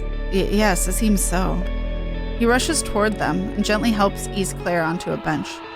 One of the few not soaked in blood and shattered beyond use. Father's still unconscious. I want to lock him up until the police arrive. He needs to be questioned. He's dangerous. Marie casts a glance toward the back hall.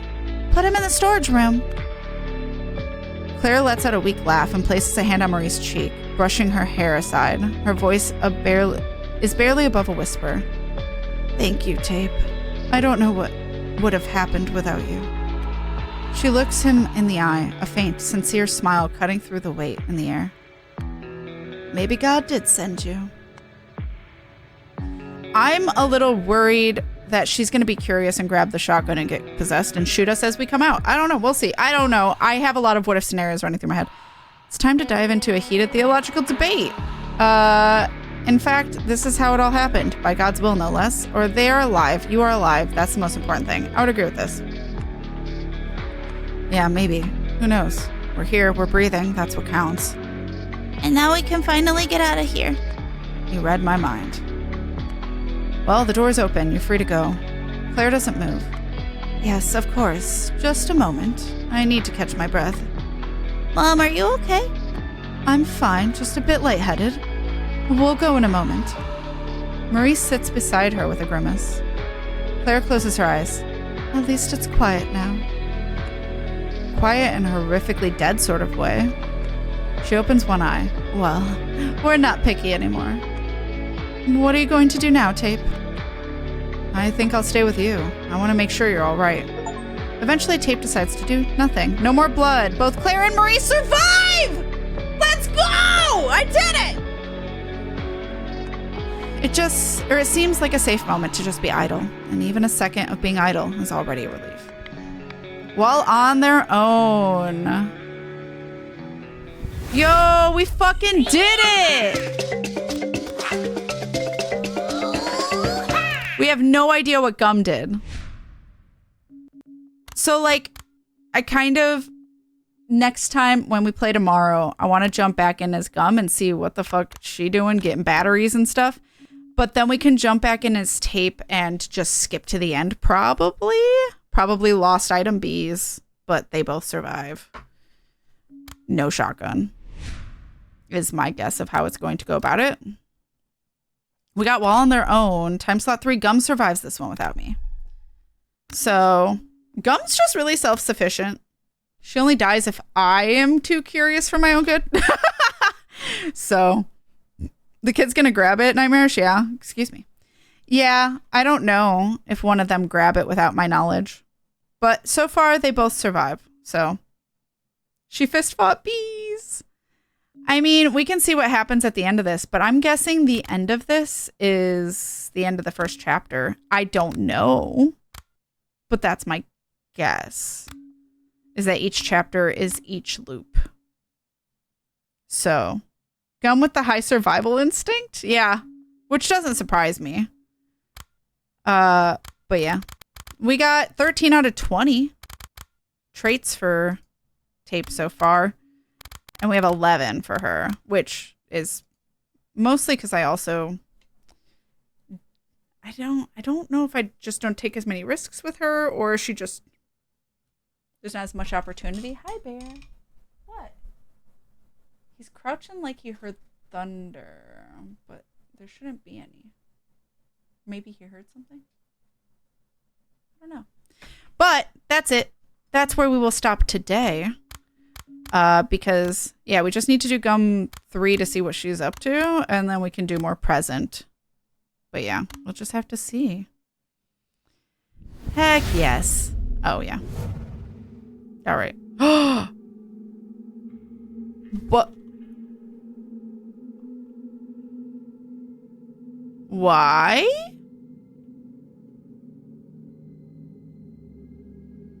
I'm not done with the loop. Why is it letting me do that?